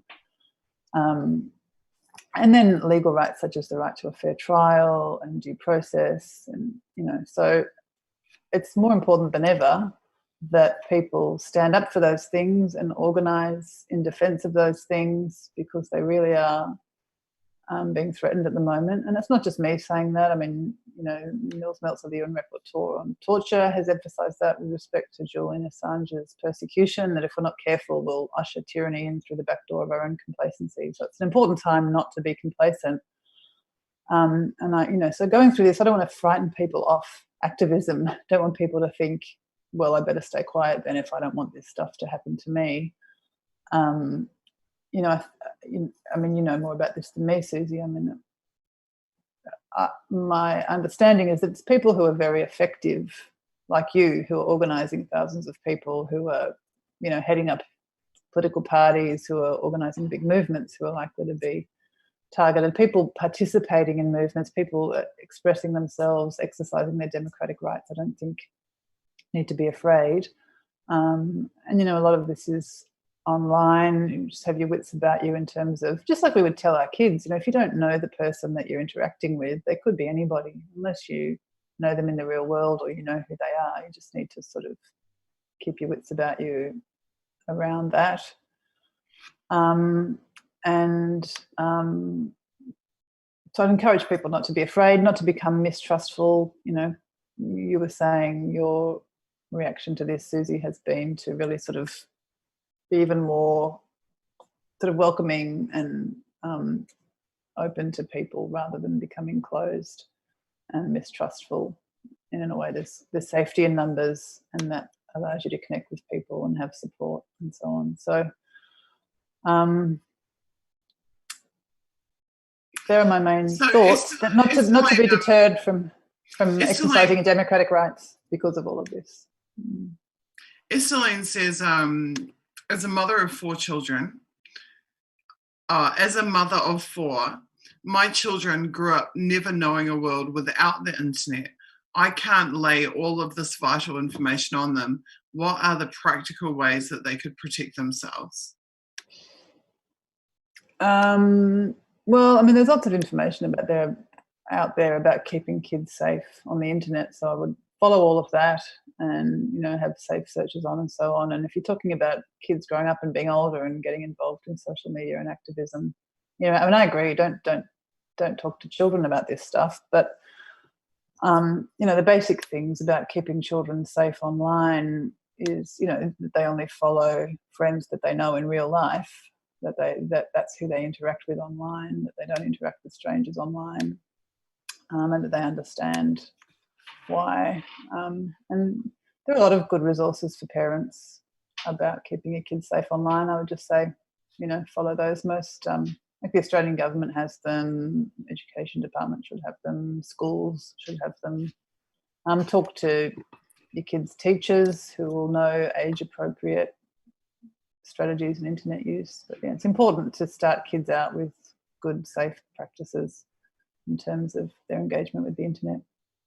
So I'm in a situation where I've had to teach my kids about this stuff because it's inevitable that they are targeted by proxy. And how I did it, at least with my daughter, because certainly it's different depending on the ages of the children, but how I did it with my daughter was I actually started by showing her some short documentary films of, actually, in this case, it was British, teenage British girls who had been thinking that they're talking to someone online who's the same age as them or who's from the school down the road or whatever, only to discover that actually it's some like disgusting, seedy 60, 70-year-old guy that's then trying to get them to meet up down at the bus station, et cetera, et cetera, et cetera. And so I approached it not via JTRIG documents or stored in files or whatever, but introduce the concept that who you are talking to or who you're forming an online relationship with may not be who they claim to be or present themselves to be, and that can then have unintended real-world consequences. And I found that to be extremely effective because to my teenage daughter, seeing these seedy, disgusting 70-year-old guys emerging from the woodwork and was highly effective because she was significantly grossed out by this concept. And then to slowly talk about online infiltration by governments and intelligence agencies. She already had that background mental image of ordinary people could be pretending to be someone different for their own reasons. So it's now not that big a step to think that a government or a corporate entity could also engage in the same type of deception, but for different reasons.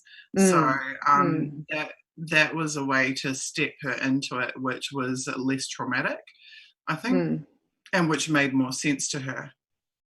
And even educating kids about marketing, if kids watch YouTube and so on, they'll see those targeted ads, and talking to them about those and helping them deconstruct how they're being manipulated by those ads will help them to be more sort of critical consumers of targeted messaging. So that's another way. So someone's asked a question of me, and I've seen this person making quite a few comments about this. Jerry Alatalo says, Susie 3D, question, if this information hadn't been recorded before the Intercept closed down the Snowden files, would the information have become essentially lost forever? So quite a few people have a bee in their bonnet about the Snowden files no longer being released. And this might be a little bit contentious, my answer to this, but as someone who's actually studied the Snowden files pretty extensively, I have a different take on it. So currently there's two schools of thought. One school of thought is, oh yes, they were having to pay a full research team and it was time consuming and it was a real pain in the butt, and it's been 6 years and they've already released thousands of documents. So, okay, so what, they're not publishing anymore? How many archives are still publishing after 6 years? The other school of thought is, evil Pierre Omidyar has somehow meddled with Glenn Greenwald and prevented the rest of the Snowden files from being published, and it was all a plot to prevent the information in them from being released to the poor, deserving general public who should have had access to that information. Okay. I've got a very different take from either of those positions, and a different take from probably what you're expecting, Jerry, in my answer. My answer is this. The JTRIG files are a standalone document. They're a manual, okay? The manuals that are contained within the Snowden archives have by and large been released, as has most of the technical documentation, and they were within the first 12 months. What was continuing to be released beyond the first 12 months of reporting was batch files. Those batch files were in chronological order, and they were from a publication called SID Today, which is the Signals Intelligence Directorate of the National Security Agency. So those are the files that I began studying as they were released in chronological order. Now, I've discovered in those files things that the Intercept reporters had not. And that was because the Intercept reporters were primarily looking for news stories. They're looking for something that is of significance to the public, which has an easy headline and which can be covered off in 1,200 words and presented and would somehow aid public discourse. What I found by studying thousands of the Snowden files wasn't just interesting tidbits. And yes, there was interesting tidbits, but what it really was a full picture of the way NSA operated. And these thousands of fine-grained pieces of information all cross-referenced against each other and gave a very in-depth insight into the way that the agency operated, particular to the timing, the time period in which the information was being generated. So in the 2004 files, they're talking about drone warfare, the coming of drone warfare, the development of drone warfare. In 2005, they're talking about different things that are happening in the progressing of the war in Iraq and Afghanistan, how they're going to respond. In 2006, it's different again. 2007, it's different again.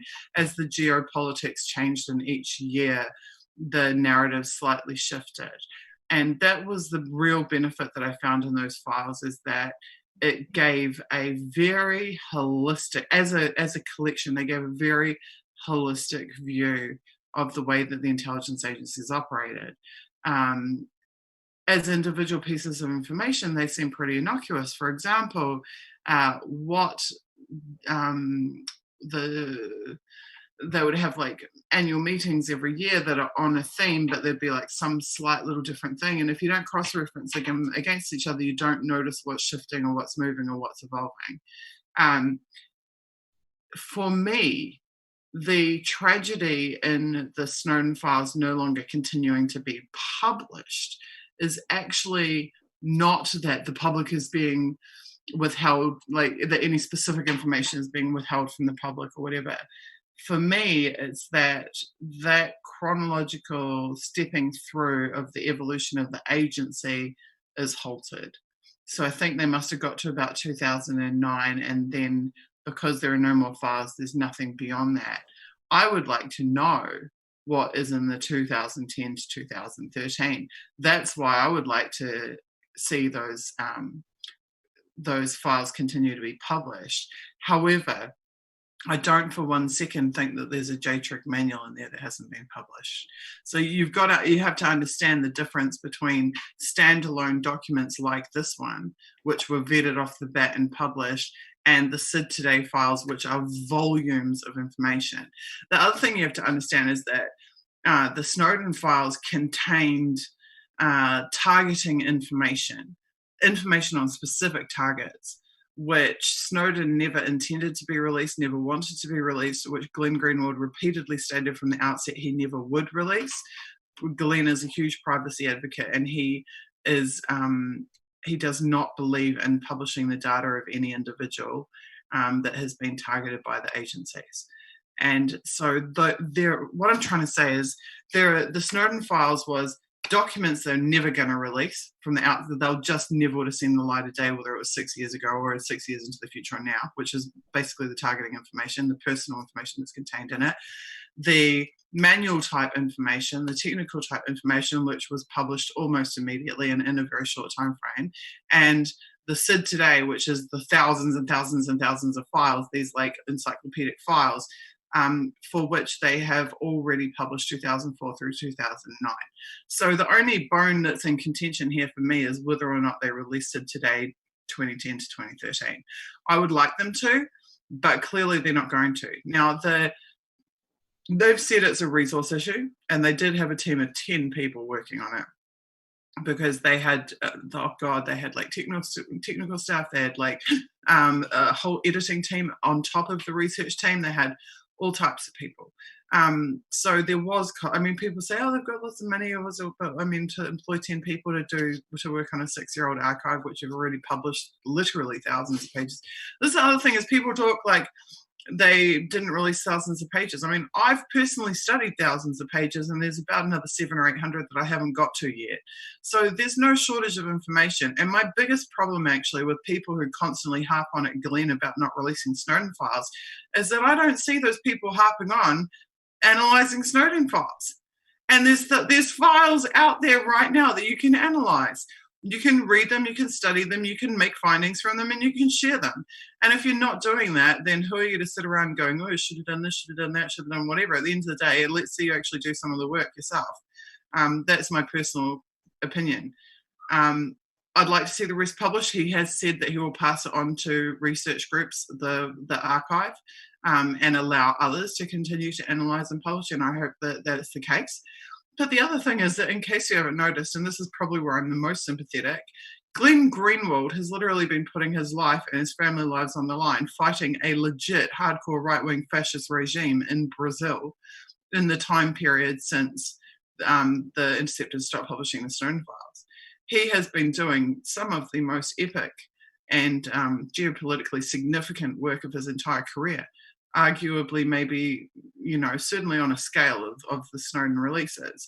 So I'm highly sympathetic to him, because he has been publishing other leaked databases, and leaked databases that are bringing down justice ministers and like really high level stuff. And he's lost friends in this fight. He's had horrific things happening to him. He's paying a really high price. So I think that people who spend their days trolling Glenn Greenwald about the Snowden files should maybe invest some more of their time in trying to take action and to benefit humanity on the kind of scale that Glenn is doing. I'd like to see you mimicking his contribution rather than mocking it. So that's what sorry, I know that was a long-winded answer, but that one's been a long time coming, that discussion, because there's too often that's been going on, that criticism.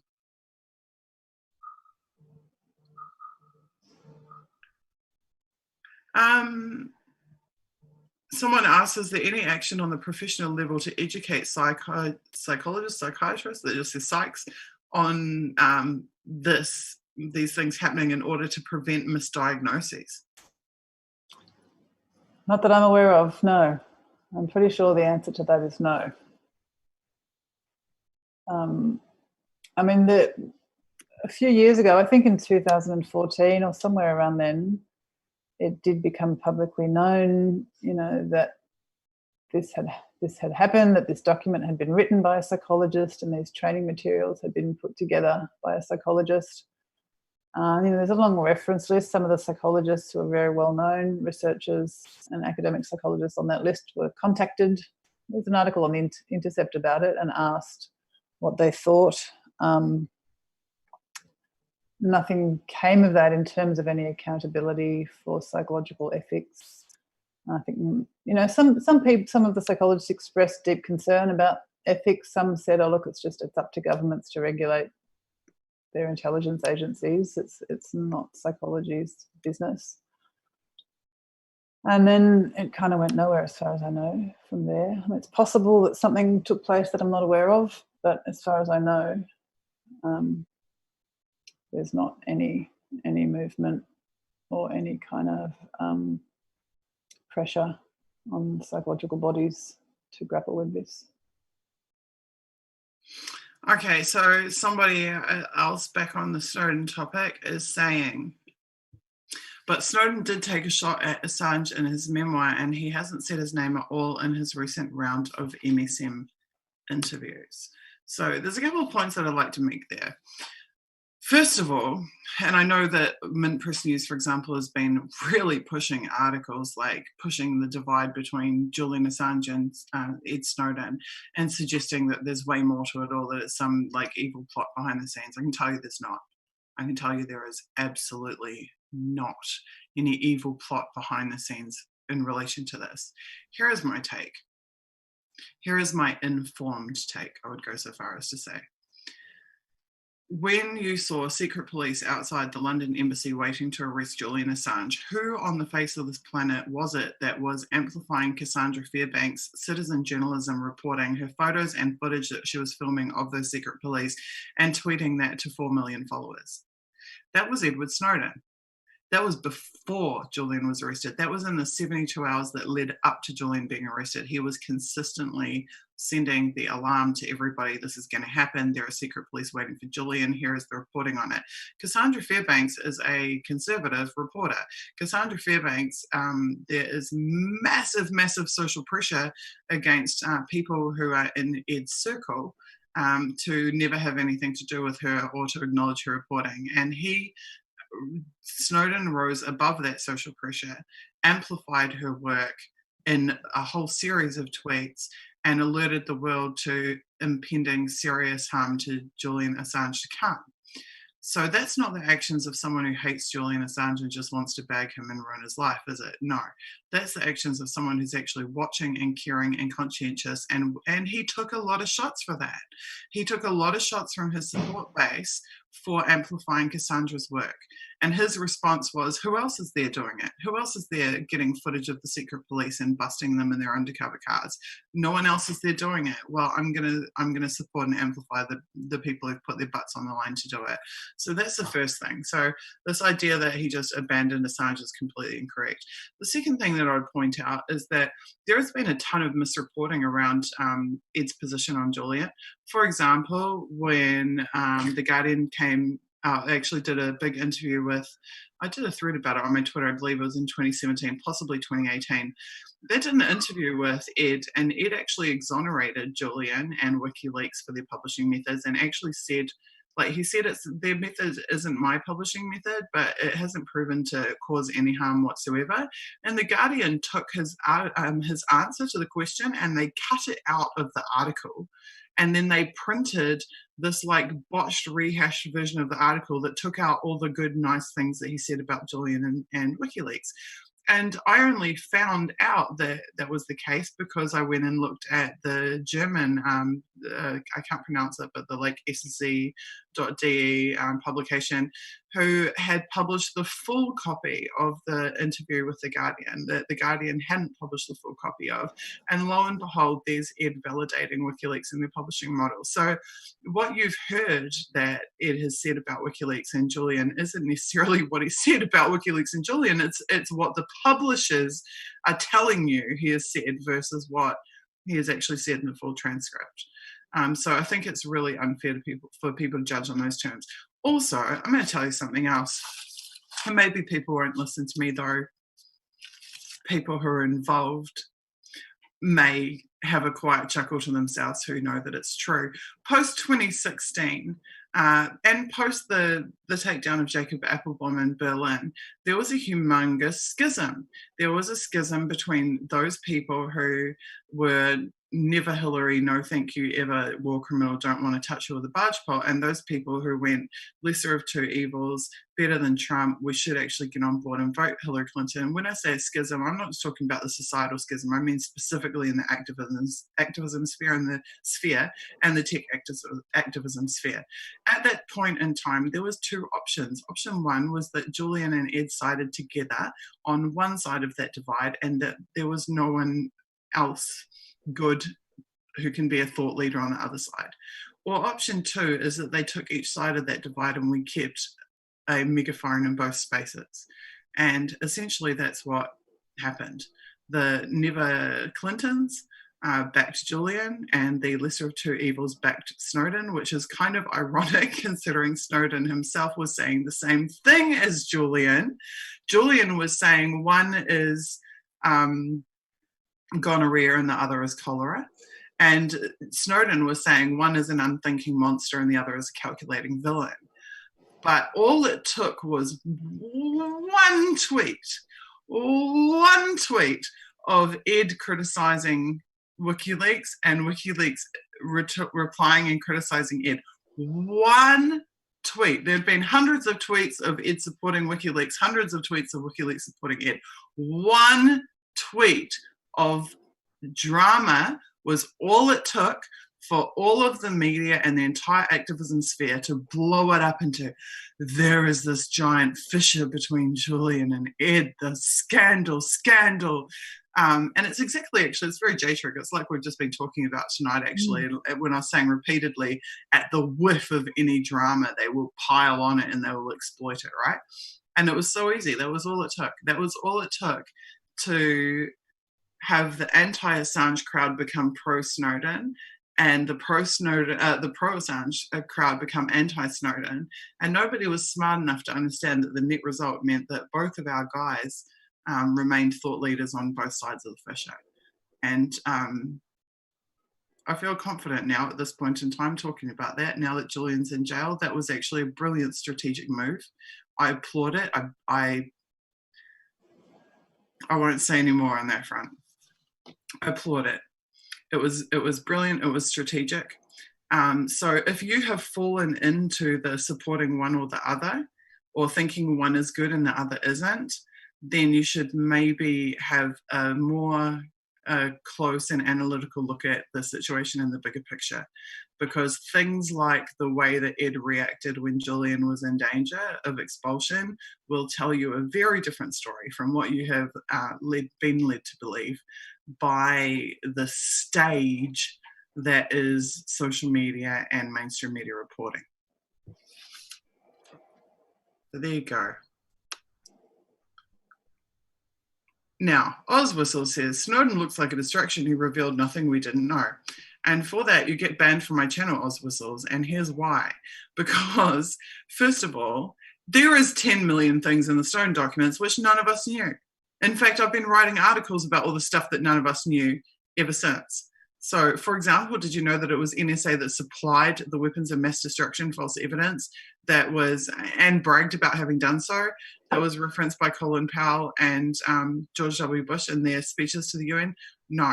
But the thing that I really don't like about this, is anybody who says that they told us nothing we didn't know is literally a troll talking point. And if you go and type into Twitter, Snowden told us nothing we didn't know, you're going to find tens of thousands of results of egg Twitter accounts using exactly the same terminology, just as if you go and type in he can leave the embassy at any time, you're going to find thousands and thousands of troll accounts saying the same thing about Julian, which they did for years and years and years.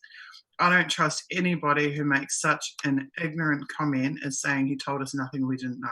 We did not know. Now, the same person who asked about Snowden is saying that Porteous and Omidyar are bad news in their opinion. Omidyar is a billionaire. Billionaires don't become billionaires unless they've been approved by the system. They would be stopped when they're millionaires. They would not be allowed to become billionaires. The system has many ways to neutralize people who they don't want to become billionaires. So if you make it to billionaire status and you keep your billionaire status and you don't end up in some sex scandal or jailed or dead in jail or God knows what else, then it's because they are quite happy with you being a billionaire because you're in some way serving empire. So Omidyar is fair game as far as I'm concerned. Omidyar is absolutely fair game for critical journalism and for keeping a really close eye on all the dodgy shit he's engaged in, none the least of which is like Ukraine, USAID, etc., etc. However, I know 100% that Omidyar never got his hands on an unencrypted version of the full Snowden files. And I know that he never influenced what Glenn could or couldn't report. And I know that Glenn is a person of complete and total integrity. Glenn, who also has stood by Julian through thick and thin for 9 years, including Glenn himself becoming a target, as we know from the GI files, because of his advocacy for Julian and WikiLeaks. So Omidyar is fair game, and Omidyar is a dirty billionaire who serves empire. I have absolutely no doubt about that. I would even believe that he backed the Intercept so that eventually over time he could make staffing decisions to water it down or whatever. I don't know. But I'm just telling you that there is a huge difference between Omidyar. You can't just, I'm writing a piece this week, and one of the things I'm going to talk about in it is how much I can't accept guilt by association as being a valid journalistic tool. Guilt by association has to be coupled with action in order to be valid. You can't just go, such and such is dirty, therefore every person they've ever worked with and every person who's ever had anything to do with them by 2 degrees of separation is also dirty. That's not valid journalism, but that's what we see going on all the time. Omidyar is involved in dodgy shit, therefore everyone who works at the Intercept is bad, and the Intercept is bad, and the Snowden leaks are bad, and everything else. No, I'm sorry, you're just taking it too far. You need to actually, there needs to be a combination of guilt by association and guilt by action, provable action that can be consigned to the person who's involved. And I have enough experience of Glenn in my own personal life to know that he is fucking legit. He is fully prepared to put his life on the line. He has been putting his life on the line over and over and over again. And he's a target. And at the end of the day, I trust people who are targets. I trust people who the empire wants to shut down and get rid of one way or another. And Glenn is one of those people. Glenn's achievements are in spite of the pervasive targeting of him. He hasn't had legs up. He's been kicked down over and over again, and he has clawed his way up and built incredible things over and over again. I have so much freaking respect for him. So much. You can't even imagine the shit that someone like Glenn goes through because he barely ever talks about it. So I will stick up for him until the end of time. And as for Laura Poitras, I don't know her personally. Her situation with Jacob Appelbaum was heavily influenced, in my understanding, by her wider social circle and the dynamics that were going on there in Berlin and everything else. I'm not going to comment on that directly. It's not my place. And like I said, I don't know her personally. However, Laura also was a target. Laura was detained many times at borders. So all of these JTRIG tactics, all the methodologies we've been explaining and detailing over these episodes are all tactics that in her real life she's been having to, I remember in one interview her talking about how she'd come home to her apartment and find her front door wide open, unlocked and wide open. And she'd be like, did I somehow leave my apartment, like my front door wide open? Like it was a psychological operation. It's the same thing, this head fuck, right? As soon as she said that, I was like, that's legit target experience, because I used to come home from protests and my kids, like where their bedrooms were at the end of the house, they had a ramp slider outside to the back garden. And I would like check all the doors before I'd leave the house, and my kids would already be gone because I'd be at the beach with my family. And then I'd go off to the protest alone. I never took my kids to the protest. And I would come back after the protest and their bedroom door would be unlocked and wide open to the outside. So the second that Laura Poitras said that, I was like, that's exactly what they do. That's like one of these tactics that they use. So her being a tactic means she has faced all of the shit that we have been talking about, just like I have, just like Julian has, just like Glenn has. Glenn absolutely has been smeared. The stuff they say about Glenn is unbelievable. I don't even want to repeat it. So I give Laura a pass to that extent. And Jake Applebaum is a known NSA and FBI target. We know from the Stone Files that Jake's tour bridge was an NSA target.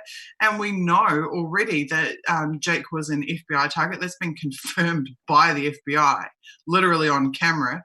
There's whole videos you can watch about that. And he's also a confirmed target in the sense of WikiLeaks as well. So Jake was already a target before WikiLeaks and then targeted again in the context of WikiLeaks. So when targets have fallings out with each other and they have like high social pressure group situations and very complex group dynamics going on that separate them from each other for whatever reason, it doesn't mean that one of them is good and one of them is bad.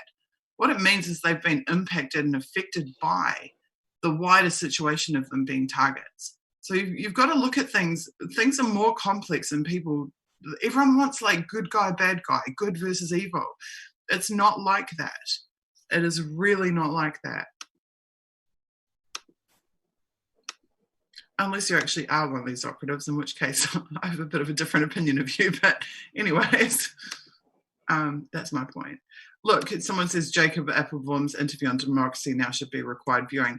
Every single thing that Jacob Applebaum ever did is required viewing. Go and watch all of his CCC talks, all of them. You want to see why they took him down? Go and watch everything that he ever did.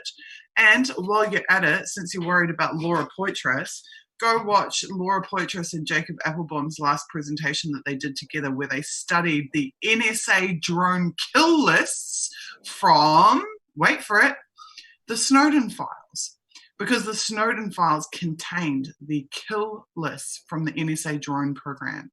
And Jake and Laura together did this entire study on it. It was one of the last things they did together.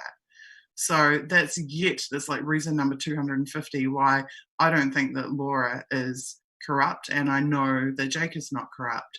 And the work that they were doing together before they got splintered apart by whatever situations was the most significant work that was happening in the activism sphere.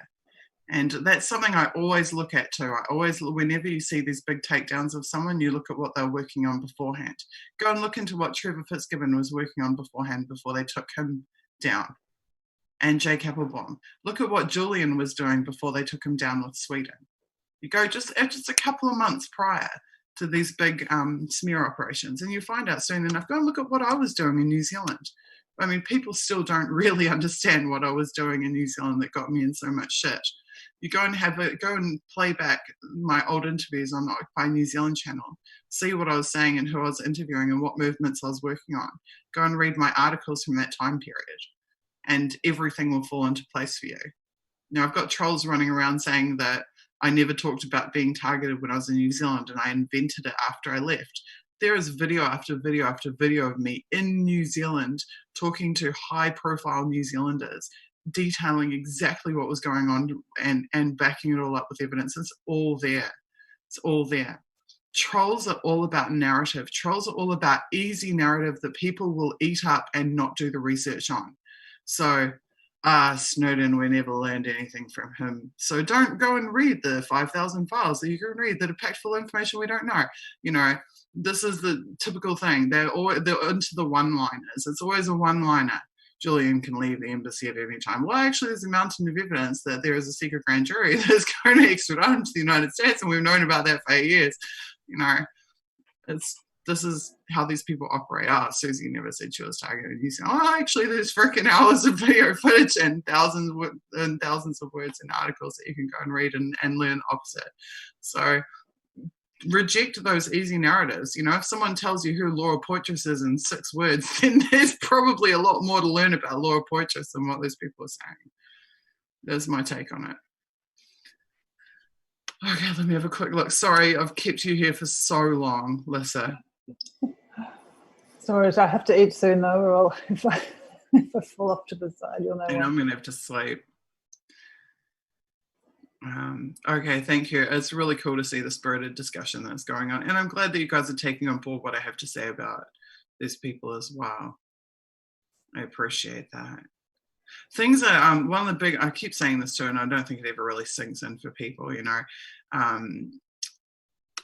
People take the world that they see on Twitter as being the real world, and they take the appearance of the relationships that they see on Twitter as being what those relationships are in the real world.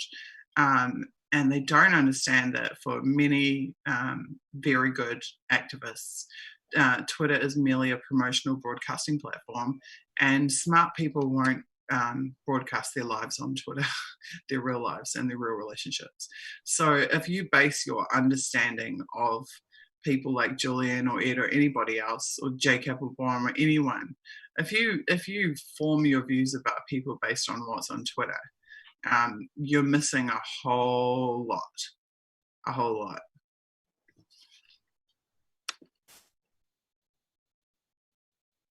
Okay, I'm going to leave it at that. I guess I will say that next Sunday night is going to be the last stream in this series. I will be coming back on with Elizabeth Mueller. She will be picking up where she left off with studying other manuals and other information about these people. The reason it will be my last stream is because it will be like the 24th or something of 24th of November. And on the 27th of November, I will have an answer back about my temporary asylum application here. And I will find out what my future is. And whether the answer is yes or no, it's going to immediately change my obligations and the things that I have to do and take care of in my real life. And so I'm going to be disappearing from streams and media for a little while. Now I'm being represented by Taylor Hudak, who's an amazing journalist and activist. And she will be repping One versus 5i campaign and myself personally going forward in any media appearances. And she's already doing media appearances related to that now. So continue to support the One versus 5i campaign, please. And Taylor, also my lawyers, if needs be, will be making media appearances as well. Our One versus 5i team is an amazing group of people who I'm very, very grateful for, and I'll be saying all my thank yous next week to them. They have access to my social media accounts, so no matter what happens to me, people will still be able to get information out about my situation. Thank you for all the support I have received. If you want to help me to hold the people who have targeted and attempted to destroy my life for the last 8 years to account in a court of law with a team of amazing and international human rights lawyers who are standing by me and backing me and representing me, then please, I would greatly appreciate it if you go to number1versus5i.com/donate and give generously to support my campaign. In the meantime, you can follow at One versus 5i on Twitter. And One versus 5i on Facebook, and God knows how many crypto platforms. I think like half a dozen different crypto platforms we have a presence on. Huge thank you to Graham Elwood for yet again letting us simulcast to his YouTube channel. He's so cool for doing that for me, and I hope that you all got some value from this. And Lissa, what are you up to in the coming week that people should know about? Oh, there's nothing for people to know about in the coming week. but I'm up to. I'll take a rest too. I thought you had an event. Okay, I got the wrong end of this. Okay, no problem. But yeah, I'll take a bit of a rest in the coming week too. Cool. Okay, thank you all so much for being here. Take care and catch you on Twitter. Bye-bye. Thanks, Susie. Bye.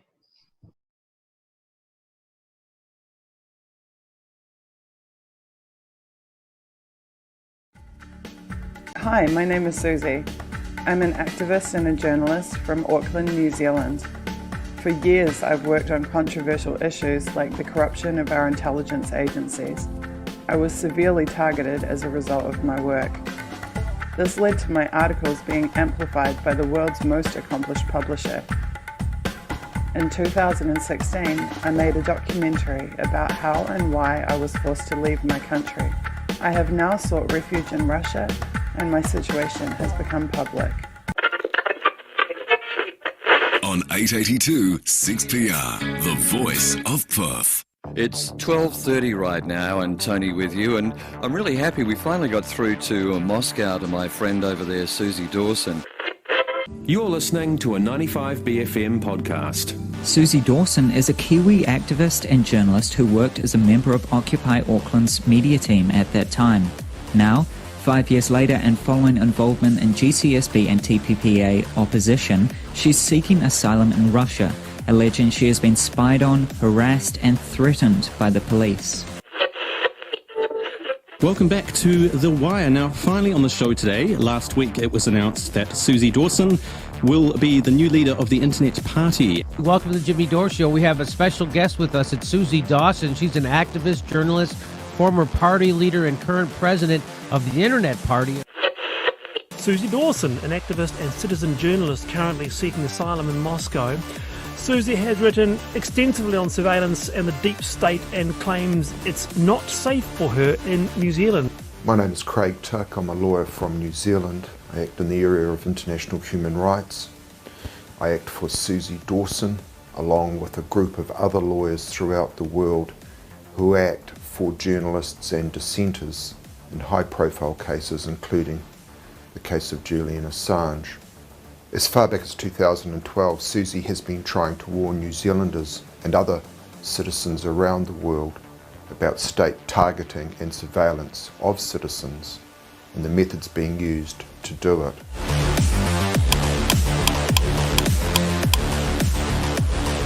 Surveillance in New Zealand is now so widespread, it's not an issue of police going and getting a warrant and doing an investigation and then it all coming out in court. The vast majority of the surveillance that's undertaken is never going to be aired in a courtroom. And by that I'm talking about cell phone technologies, I'm talking about lawful interception is the term that the companies that do this like to use. There is a corporation in Wellington, New Zealand called SSI Corp, and you can Google them and you can look at their website. And on their website, they're so good as to explain at length exactly what they do and how legal it is for them to do it. And essentially, they can intercept virtually any communication. If they have someone at range, they can hear your actual conversations, but also through cell phones, they can essentially turn them into microphones and hear any conversation that's had within vicinity. They can see your text messages, they can see what photos are on your phone, they can see what files are on your phone, they can read your emails, they can just intercept all kinds of information. Any intelligence service in the world that has significant funding and a real technological research team can own that phone the minute it connects to their network. As soon as you turn it on, it can be theirs. They can turn it into a microphone, they can take pictures from it, they can take the data off of it. But it's important to understand that these things are typically done on a targeted basis. Not only was Susie essentially blowing a whistle on state-level spying, she was naming the precise entities that years later it would be proven had in fact been doing it. And the fact that these are private corporations that are doing it should be really concerning to us. The crowd that they outsourced it to was TCIL, which was, I believe, Thompson & Clark Investigations Limited. The state is contracting a private company to surveil you. To me, that's really immoral, absolutely immoral. Some 6 years later, in December 2018, an official State Services Commission report confirmed that New Zealand government agencies had been employing Thompson and Clark Investigations Limited to target New Zealand citizens. This is a private company that had essentially been instructed by state agencies and departments to spy on citizens.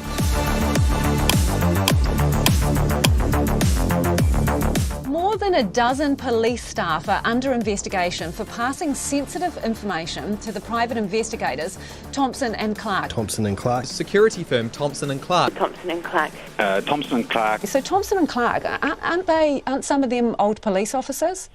Yes, they are. Okay, so does that explain the relationship and the free flow of information? Doesn't it actually seem a bit crass? Well, at the end of the day, I guess what I trust is people's intent. The report identifies perhaps inappropriately close relationships, morning teas paid for by Thompson and Clark, invitations to go out for drinks. Were there other companies identified where you inappropriately gave them information, or just Thompson and Clark? There are a myriad of security companies who inquire of police every day. For instance, insurance security. But that's not my question. People listening to this will think, hey, Thompson and Clark were getting stellar, top shelf, gold star treatment from the police. Why? Do you treat other security firms the same as you were treating this one?